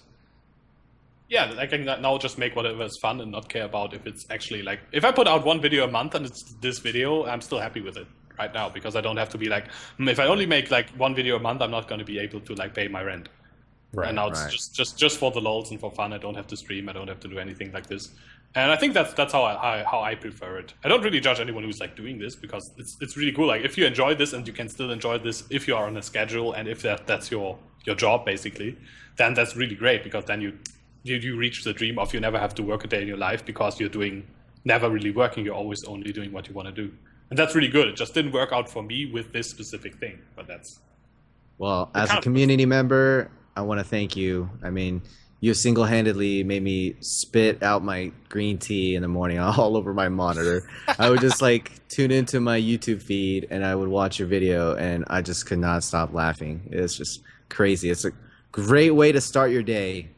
But thank you for all your videos. They're hilarious. It's still gonna happen, just not as often. Yeah, not as often. You just don't want to have people with high expectations. Like, Yoji, when's the next video? When is it? I'm waiting. I'm also kind of a guy, if I say I do something, I really want to do it, and I feel bad if I don't do it. So if I say there will be one video each week from me, and I can't make it, will feel bad about it. So that's not gonna. Oh, true. I mean, you like want to, like the people who really like your content, they really want to see more, and then you're like, I'm gonna do this, but then for whatever reason, it might not come to fruition, and when that doesn't happen, like not only do you feel bad for yourself, but you feel bad for your subscribers, your viewers. Mm-hmm. Yeah, especially true when people like even sub to my Twitch, for example, and they spend their hard-earned money because they want to support me, and now I'm like, well, I'm not going to stream much in the next few like weeks or so. But you do have nice emotes. Huh? Yeah, I still have the emotes, and there's still like some value in it. And and most of them actually, like, I don't think many people actually unsub from this announcement. Although I know most of them by now know what's going on, which I found really amazing as well. I guess the emotes are just too good. I don't know. They are too good. Well, even if you stream the people in general are just really awesome. Yeah, even if you stream like a couple times a week, you know, it's like it could be something that's casual for you, and the people who really want to see you really enjoy your content. But yeah, again, like what HEGE was saying, like I really appreciate all the content that you've made. You know, I've learned a lot from it, and you know, I although like I remember one of your first videos is like, man, like he does this gimmick very well, and I was worried. I think I remember saying this to you. I was like, man, like don't kill the gimmick, and you did it really, really well for so long, and it's not so much like a gimmick now, more that it's just you. You know what I'm saying? Yeah, it's just like how I like to do videos. It's not really a gimmick as much as I can't really. I don't really want to make videos different than this because I really like to being like a little bit overhyped and even be a little bit annoying with my voice and stuff. Right. But I really like going like that. What is going on, guys? And just catching people, dragging them through the video if they want it or not, slapping memes in their face. That's like the experience I want people to have in my videos. I don't really care about like, yeah, this is my build. This is reduced mana. Right. This is my aura. I just want to be like, this is what it does, and this is how it works, and this is why it's cool. This is what sucks about it. I just want to be honest. Want to provide people with entertainment, and like that's why I make short videos as well. But that's people can have different approaches. Now, I just took that approach, and I think I did it somewhat well. Like some videos are pretty solid, others were not so good. We get a lot of feedback if we make content as well, so you know kind of where you hit and where you missed your jokes and your stuff. Yeah. Yeah, you hope that someone just gets your little joke that you slide in there. I've done that. In my video where I'm really surprised how many people get subtle jokes. It's insane. For example, in my latest Templar video, I actually didn't mention the belt slot on how to gear the character up, and one person actually realized that's because Templars don't have pants, so I don't have to mention the belt. There was actually a joke that was so subtle, and someone still noticed it. Yeah, I do that. I do that every now and then. I throw in a little Illuminati. Some people notice it, and some people notice like some of the clever things that I do, and it usually takes about 20 comments until somebody gets it. Yeah, it takes a lot of comments. Also, like you can make the most obscure references, use music from like a 90s, 80s video game or whatever, and there will always be at least like one or two people who are like, "Oh, you use Crash Bandicoot music in your video. That's pretty cool. I haven't heard about that game in a while." And I'm like, "Yeah, someone knows it." Oh my god, Crash Bandicoot! Or you so old school. Yeah. Yep. All right. Well, Yoji, thank you for coming on to What's Up Wraeclast. I really appreciate it. Yeah. Yeah, I'm sure you'll be on. You're going to be a part of the community. You're just not going to be as big, whatever you're doing.